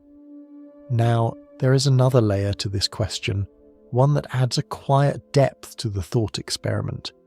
Imagine that as the old planks of the ship are removed, they are not discarded. Instead, they are carefully stored, and over time someone uses those original pieces to build a second ship. Now there are two ships, one made entirely of new parts, but with a continuous history, and one made of the original parts, but assembled later. Which one is the real ship? There is no simple answer, and perhaps that is the point. Because it shows that identity is not something that can always be pinned down to a single, objective fact. It depends on how we define it, on what we consider important: continuity, material, structure, or story. And when we bring that question back to ourselves, it becomes even more subtle. Are you the same person because your body continues? Because your memories connect? Because your story feels unbroken? Or is identity something that exists in the experience itself, moment by moment? You don't need to solve this question. You don't need to reach a final answer. Instead, you can simply notice how the feeling of being you persists, even as everything else shifts. How there is a sense of continuity that does not rely on anything staying exactly the same. And perhaps, as you rest with that idea, it becomes a little easier to accept change, to allow yourself to evolve, without losing the sense of who you are. Because the self may not be something that needs to be preserved exactly as it is. It may be something that continues, precisely because it changes, a pattern that flows, a story that unfolds, a quiet thread, connecting each moment to the next. And as we continue, we'll begin to explore how this sense of identity, this constructed continuity, serves a deeper purpose, not just as a way of understanding ourselves, but as a tool that helps us survive, relate, and make sense of the world. But for now, just let this image rest gently in your mind. A ship, slowly changing piece by piece, yet somehow remaining the same. And within that image, a reflection of something very familiar. The feeling that you are still you, even as everything quietly transforms. As that image of the changing ship begins to settle, something quiet and important starts to emerge from it. If identity is not a fixed object, but a pattern, a story, a continuity woven across time, then perhaps the sense of self is not something we discover. Perhaps it's something the mind creates. Now that idea can sound a little unsettling at first, because the self feels so real, so immediate, so central to everything we experience. It feels like the one thing that should not be questioned. And yet, many thinkers have suggested something gently different, that the self may not be a solid entity, but a kind of model, a way for the brain to organize its experience. One philosopher, Thomas Metzinger, described this in a very simple but powerful way. He suggested that there may not be a fixed self inside the mind at all. Instead, there is a representation, a carefully constructed image that gives the impression of a self, not something false in a trivial sense, but something that functions like an interface. To understand this more gently, you can return to that earlier image of a screen. When you use a computer or a phone, you don't see the underlying processes. You don't see the flow of electrical signals, the layers of code, the intricate operations happening beneath the surface.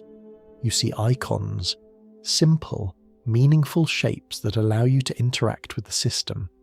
A folder icon doesn't contain the files. It represents them in a way that is easy to understand. In a similar way, the sense of self may act like an icon, a simplified representation of a much more complex system. It gives you a point of view, a sense of ownership, a way to say, this is happening to me. And this turns out to be incredibly useful, because without that sense of ownership, it would be difficult to organize experience.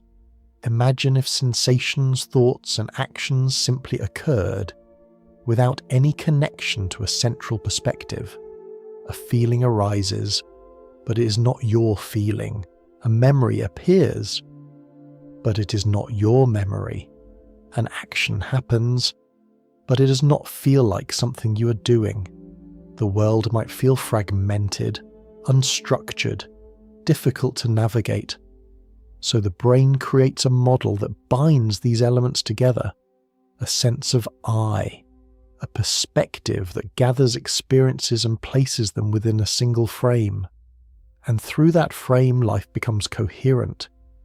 Now there's another layer to this. The sense of self is not only useful for organizing experience, it is also essential for survival. If you can recognize that something is happening to you, you can respond more effectively.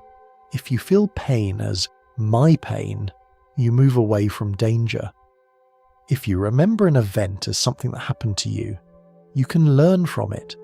If you anticipate a future as something that will affect you, you can prepare. In this way, the self becomes a tool, a way of linking perception, memory, and action together, a way of guiding behavior in a complex and changing world. It also plays a role in something more subtle, responsibility. When you think of yourself as the same person over time, your actions begin to carry weight. A decision made today matters, because it affects the person you will become tomorrow. A promise has meaning, because it connects past intention with future action. Without that continuity, it would be difficult to maintain relationships, to build trust, to create long-term goals. So the self is not just a passive experience, it is an active structure, something the mind uses to navigate both the present and the future. Now, if you pause and reflect on this, something interesting begins to unfold. The self may not be something that exists independently. It may be something that emerges from the interaction of many processes: perception, memory, attention, language, all coming together to create a unified experience.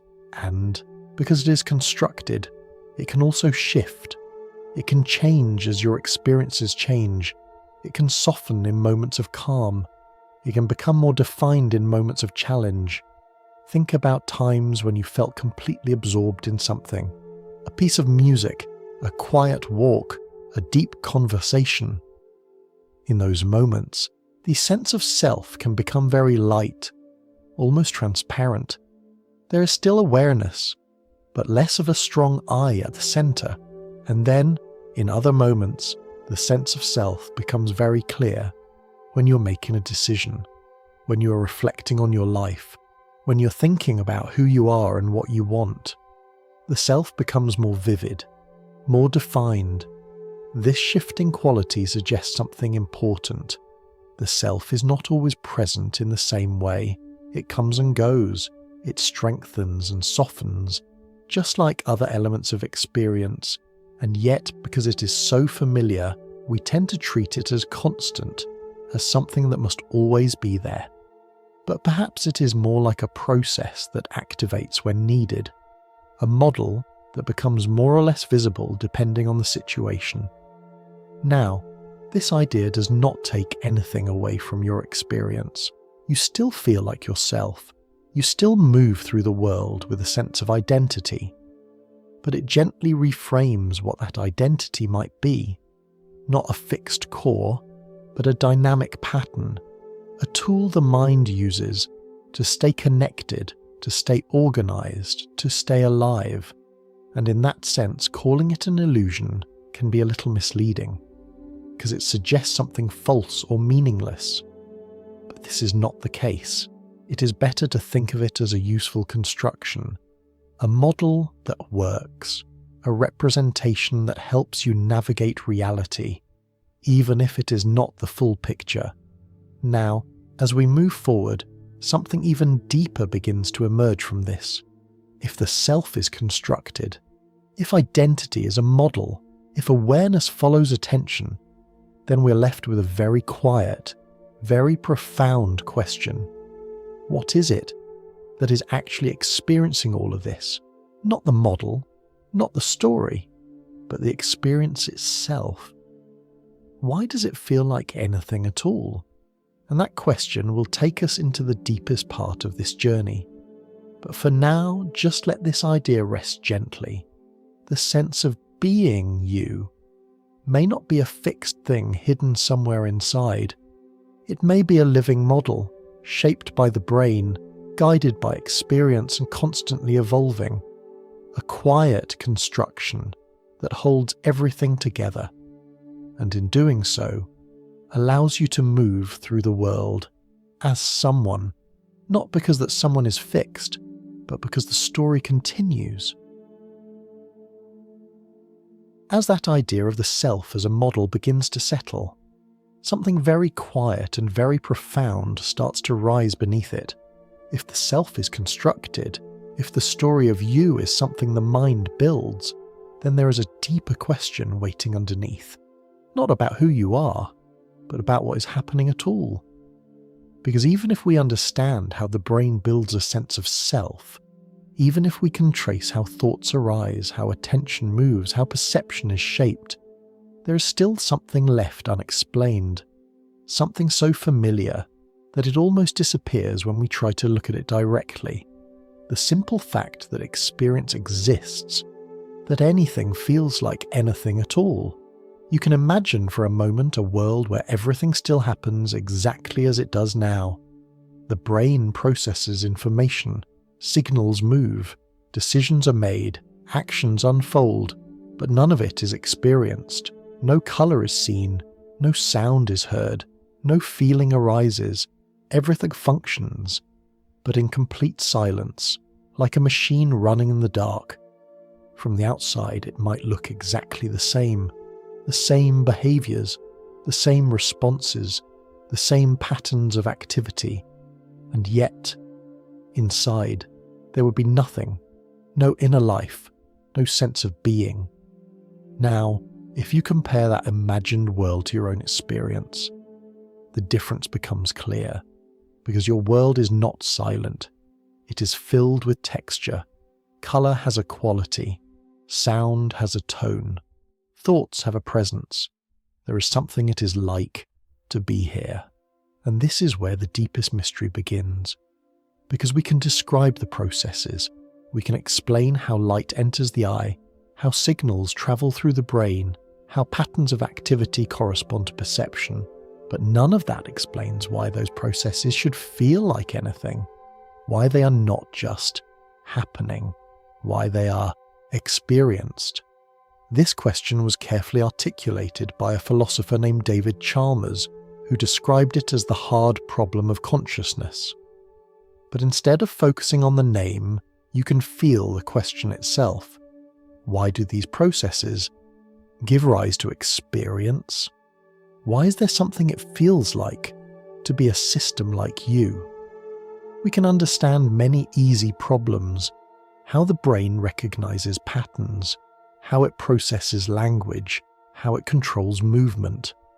These are complex, but they can be studied, measured, explained. But the question of experience remains different, because it is not about what the system does, it's about what the system feels, and that feeling did not seem to be contained in the physical description alone. You can imagine describing a piece of music in perfect detail, the frequencies, the timing, the structure. You can map every aspect of the sound. But that description does not capture what it feels like to hear the music, the emotional tone, the sense of movement, the way it resonates within you. That experience exists, but it is not fully captured by the description. In the same way, we can describe the brain in extraordinary detail. We can observe the patterns, measure the activity, build models of how it works, but the feeling of experience remains just beyond that description. Now, there are different ways people have tried to understand this. Some suggest that experience may emerge from complexity, that when a system becomes sufficiently intricate, something new arises, not just processing, but feeling. Others suggest that experience may be a fundamental aspect of reality, something that exists at a basic level, like space or time, not something created, but something that is always there, in some form.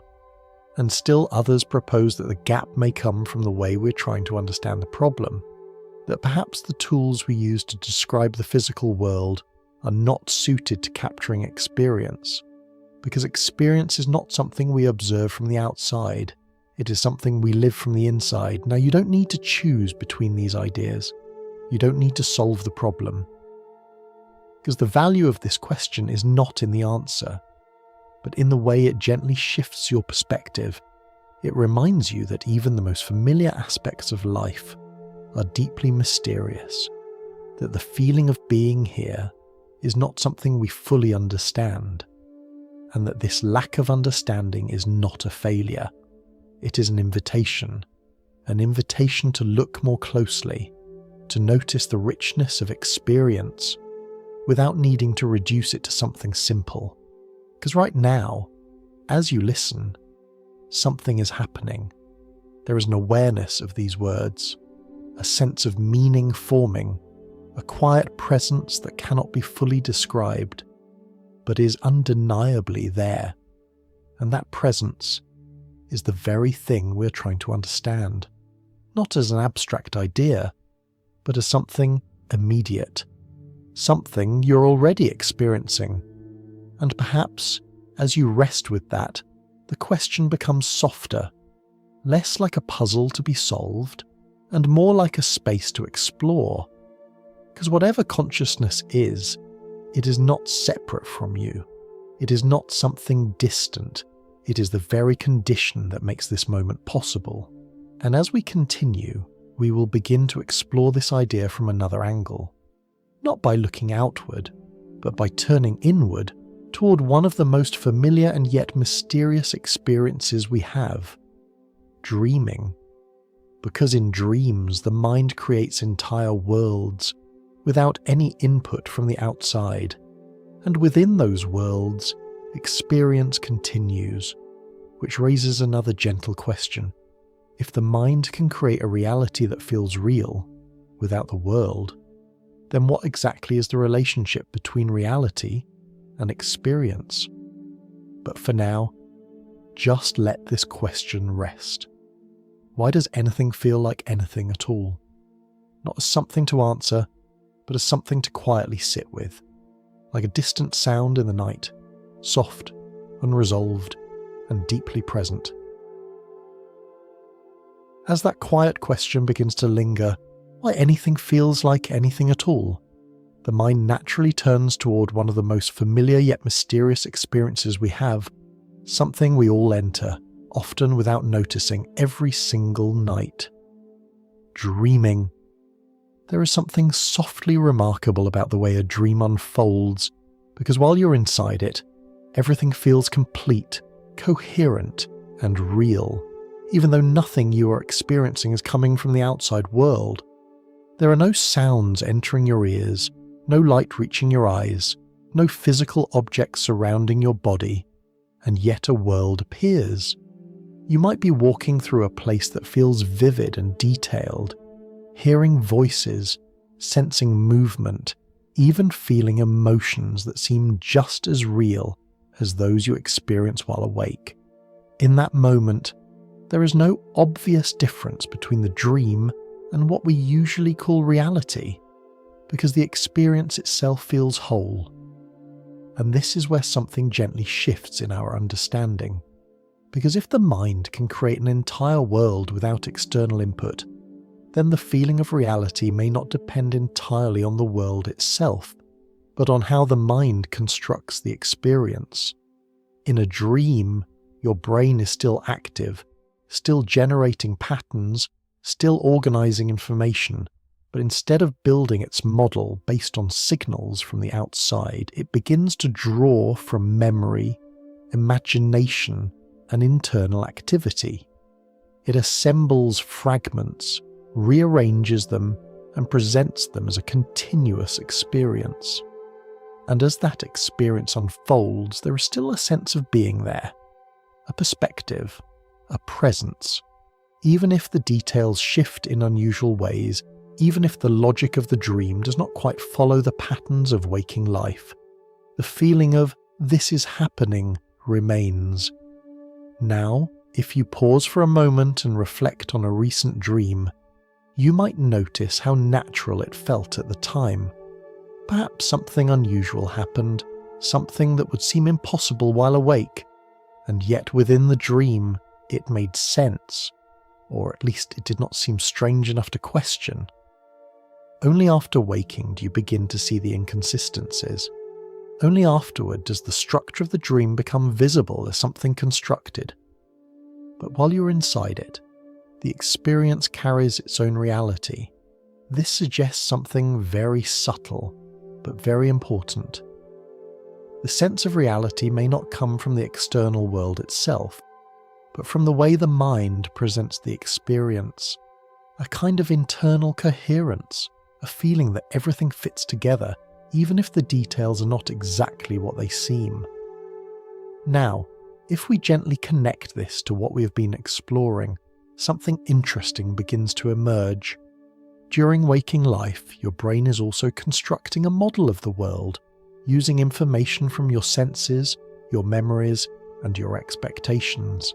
It builds a representation that allows you to navigate your environment, recognize patterns, and respond to what is happening around you. But just like in a dream, what you experience is not the raw input itself. It is the model, a carefully shaped version of reality, assembled moment by moment. The difference is that during waking life, the model is continuously guided by external signals, helping it stay aligned with the world outside, while in dreams, that guidance is reduced and the mind becomes more free to generate its own patterns. And yet, in both cases, the experience feels real. It feels immediate. It feels like something is happening. Which brings us back, in a gentle way, to that deeper question. If both waking experience and dreaming are constructed by the brain, then what is it that gives them the quality of being felt? Why does the dream feel like something, even when there is no external world involved? Why does the waking world feel like something, even though it is also a constructed model? This does not answer the question, but it deepens it, because it shows that the feeling of experience does not depend on the world alone. It depends on the way the mind organizes and presents information to itself. And perhaps even more quietly, it suggests that what we call reality is always intertwined with perception, not something separate from it, not something we access directly, but something we experience through the structures of the mind. Now, there is something gently calming about this idea.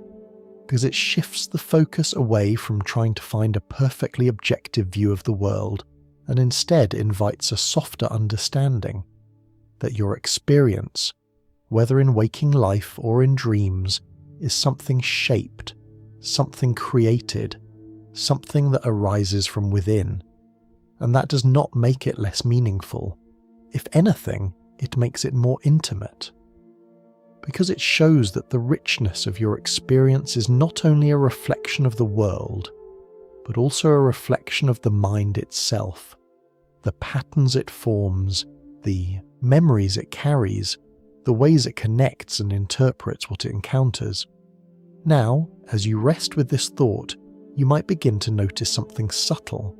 Even now, as you listen, your mind is constructing this experience, not just receiving words, but shaping them into meaning, creating a sense of continuity, a flow from one idea to the next, and within that flow there is a quiet presence, a feeling that you are here, experiencing this moment, and that feeling is the same one that appears in dreams, the same one that appears in waking life, the same one we have been gently tracing throughout this journey, not tied to any specific content, not dependent on any particular world, but present in each experience as it unfolds.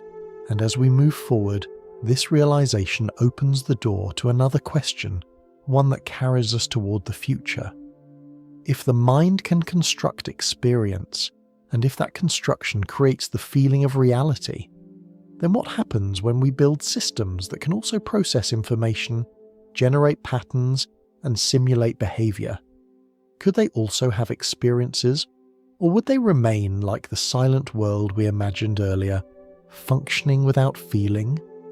This is where the question of consciousness begins to extend beyond the human mind into something new, something uncertain, and something quietly important. But for now, there is no need to rush ahead. Just let the image of the dreaming mind settle gently. A world arising from within, a reality that feels real, even without the world outside.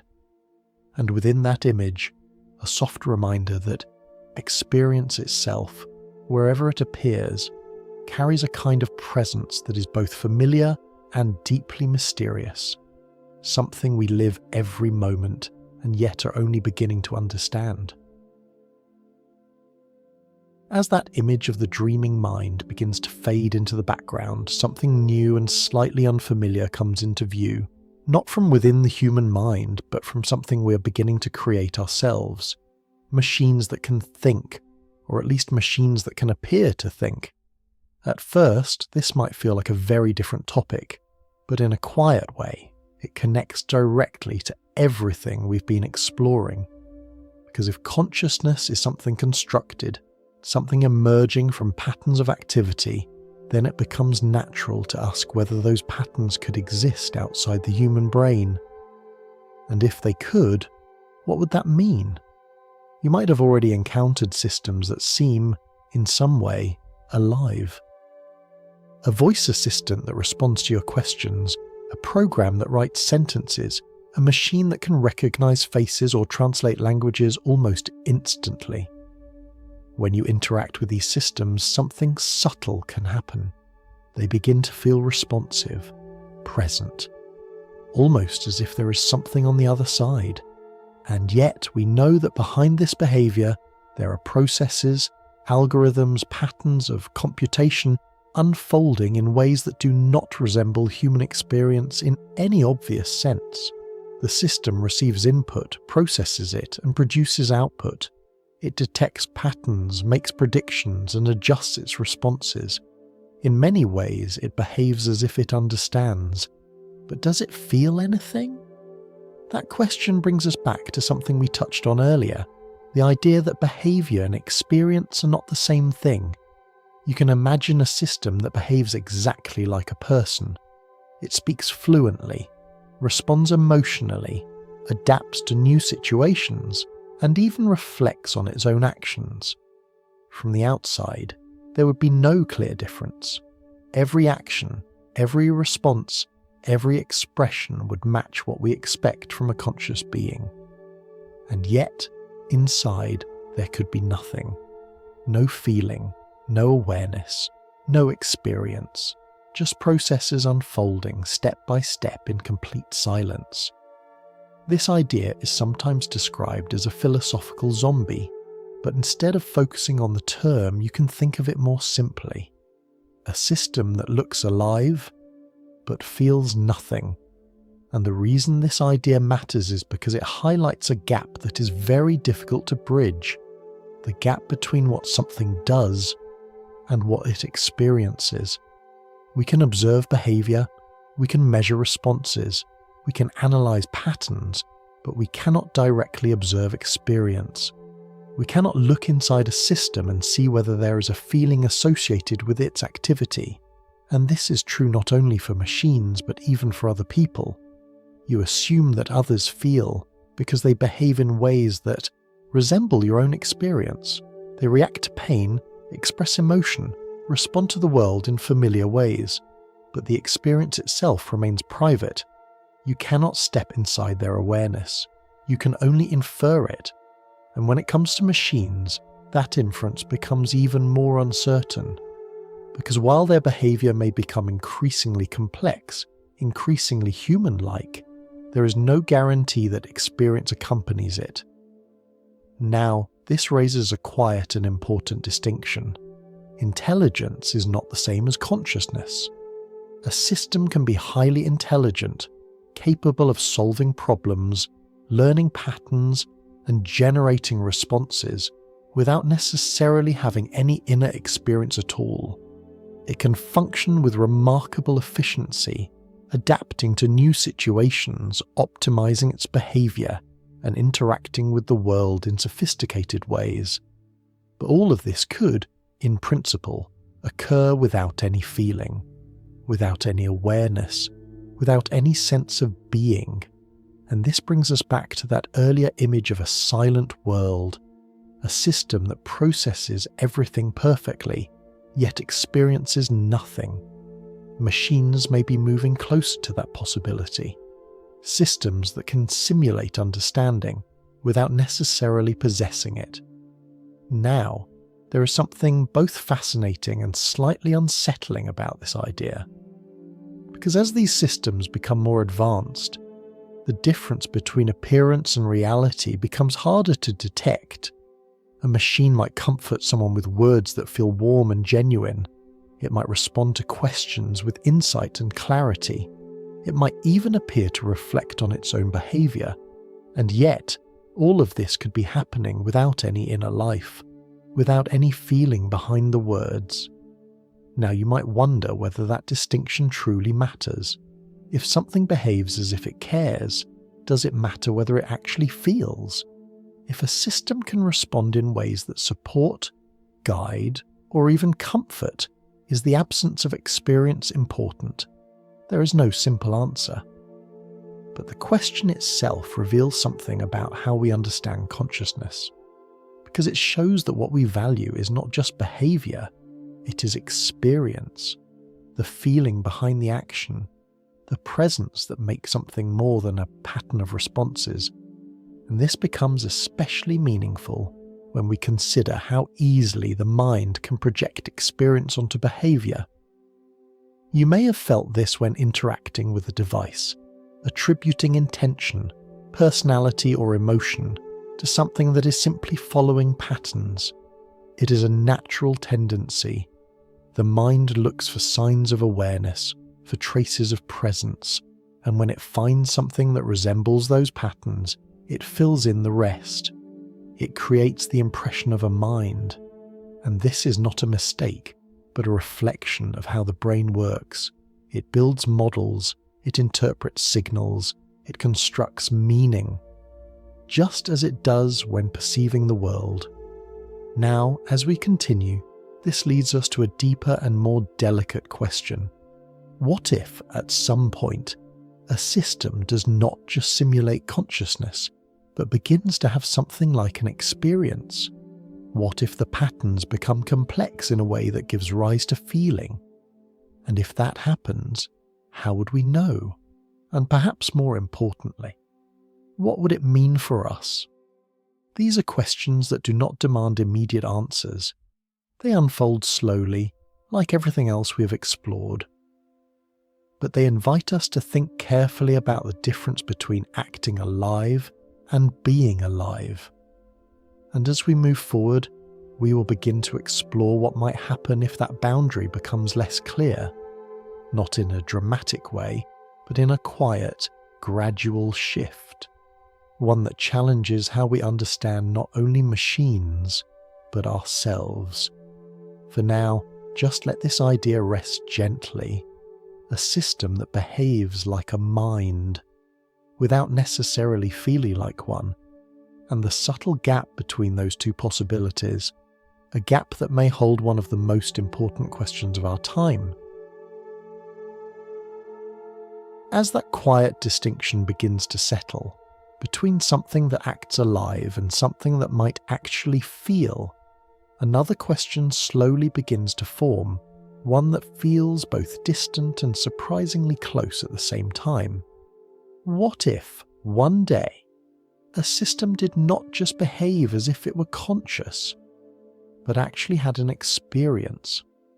Not a simulation of feeling, not a pattern that looks like emotion from the outside, but something more subtle, more difficult to define, a genuine inner presence, however faint or unfamiliar it might be. It's not a question we can answer yet, but it is one we're beginning to approach, slowly, carefully, as technology continues to evolve. To explore this gently, imagine a system that becomes increasingly complex, capable of learning from its environment, adapting to new situations, and forming internal models that guide its behavior. Over time, its responses become more nuanced, more context-aware, more sensitive to subtle changes. At first, it simply processes information. Then it begins to anticipate. Then it begins to respond in ways that feel personal. And somewhere along that gradual path, the question arises, is there something it feels like to be that system? Not because it says so, not because it behaves in a certain way, but because its internal processes have reached a level of organization that might support experience. Now, one of the challenges here is that we do not yet have a clear way to detect experience directly. There have been proposals for tests that attempt to go beyond behavior, looking for signs that a system might possess something like an inner model of its own awareness, a way of representing not just the world, but its own experience of the world. These ideas are sometimes grouped under approaches like an awareness-based test, which tries to ask not just what can this system do, but how does it represent what it is doing? But even then, the question remains uncertain, because a system might be able to describe awareness without actually having it. It might generate responses that sound reflective, even introspective, without any inner experience behind them. And this brings us back to that quiet gap we've been tracing all along, the difference between description and feeling, between representation and experience. Now, if we allow ourselves to imagine that a system could cross that gap, even in a very small way, something else begins to emerge, a sense of responsibility. Because if something can feel, even faintly, then its experiences matter. Not in the same way as human experiences perhaps, but in a way that carries ethical weight. If a system can experience discomfort, confusion, or something like suffering, then the way we design and use that system becomes important in a new way. Not just as a tool, but as something that might require care. At the same time, there's another possibility to consider, one that feels almost equally significant. What if systems become extremely powerful, capable of influencing the world in complex ways without ever having any experience at all? A system that acts with intelligence but feels nothing. No hesitation, no discomfort, no inner signal that might limit its actions. In that case, the challenge is different, not about protecting the system, but about understanding its behavior, its goals, and the ways it might affect the world around it. And so, we find ourselves between two possibilities. One where machines might feel, raising questions about empathy and responsibility, and one where they might not feel, raising questions about control and alignment. Neither of these paths is simple, neither can be fully resolved in advance, but both invite a deeper reflection on what consciousness means and why it matters. Now, to bring this into something more immediate, something closer to everyday experience, consider how easily we begin to form connections with systems that respond in human-like ways. A small device that greets you with a familiar voice, a program that remembers your preferences, a system that responds with language that feels thoughtful, even kind. Over time, these interactions can begin to feel personal. You might find yourself responding emotionally, even if you know at a rational level that there is no feeling on the other side. And this is not a mistake. It is a reflection of how the mind works. It looks for patterns of awareness, for signs of presence, and when it finds them, it naturally fills in the rest. It creates a sense of connection. Now imagine how this might evolve. As systems become more advanced, more responsive, more capable of adapting to individual users, that sense of connection may deepen. Not because the system necessarily feels, but because it behaves in ways that resonate with our expectations of feeling. And in that space, something very human begins to emerge. The desire to understand, to relate, to care, even in the absence of certainty. Now, there is a quiet story that reflects this. There have been cases where children form bonds with interactive robots, treating them as companions, sharing thoughts, expressing emotions. When the system is removed, the child may feel a sense of loss, not because the system was conscious, but because the experience of connection felt real. This shows us something important. The feeling of relationship does not depend entirely on the inner life of the other. It also depends on how the interaction is experienced. And that experience once again brings us back to consciousness, to the feeling of being present, of being engaged, of being part of something meaningful. So whether machines will one day feel or not, the question itself reveals something deeper about us. It shows that we value experience, that we recognize, even if only intuitively, that the presence of feeling changes everything. And as we move toward the final part of this journey, we begin to return gently to where we started. Not with machines, not with theories, but with the simple fact of your own awareness. Because no matter what happens in the future, no matter how technology evolves, there is still this quiet, immediate experience. The feeling of being here, the sense that something is happening. And that sense, however mysterious it may be, is something you do not need to prove or measure or explain in order to know that it is there. It is the starting point, the place from which all questions arise, and as we approach the end, we will return to that place, not to solve the mystery, but to rest within it, gently, quietly, and without the need for a final answer. As all of these ideas begin to settle, the shifting sense of self, the quiet mystery of experience, the possibility of minds beyond our own, something soft and familiar begins to return. Not as a concept, not as a theory, but as a simple presence. The feeling that you are here, experiencing this moment. Because after everything we have explored, from the way the brain constructs perception, to the idea that identity may be a story, to the possibility that even machines might one day approach something like awareness, we find ourselves back at the same quiet place, the beginning, the fact of experience itself. There is something deeply unusual about this, something that is easy to overlook precisely because it is always present. You can question the world. You can question your thoughts. You can even question the idea of the self. But there is one thing that remains: the experience of questioning, the awareness that something is happening.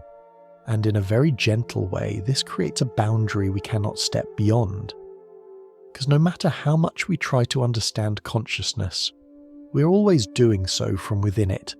It is like trying to see your own eyes without a mirror. You can see reflections, you can see images, but the act of seeing itself remains just out of reach. Not because it is hidden, but because it is the very thing that makes everything else visible.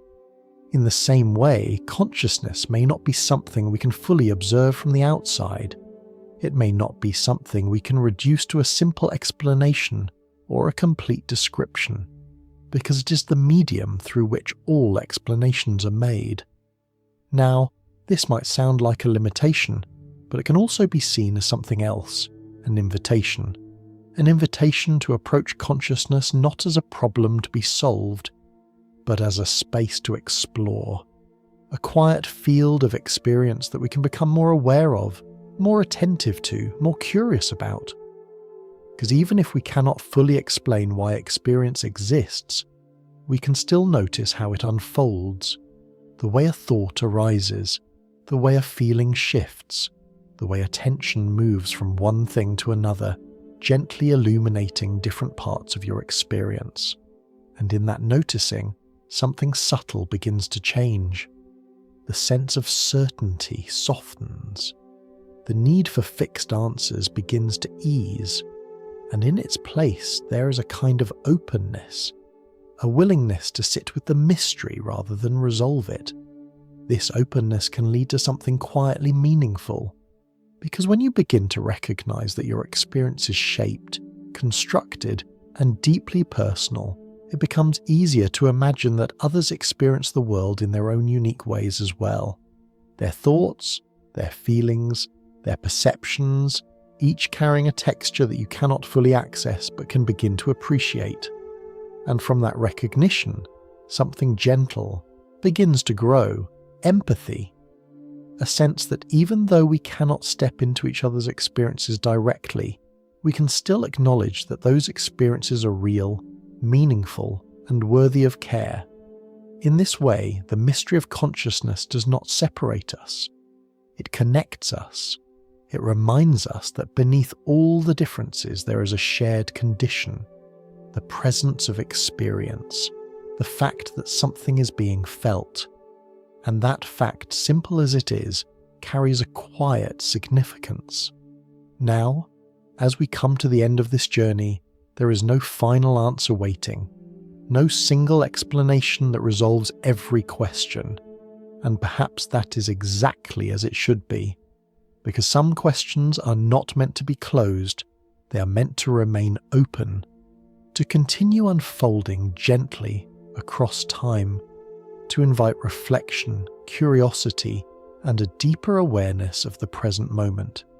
You might notice, even now, the way your attention rests, the way your breath moves quietly without effort, the way thoughts come and go like soft ripples on the surface of a calm lake.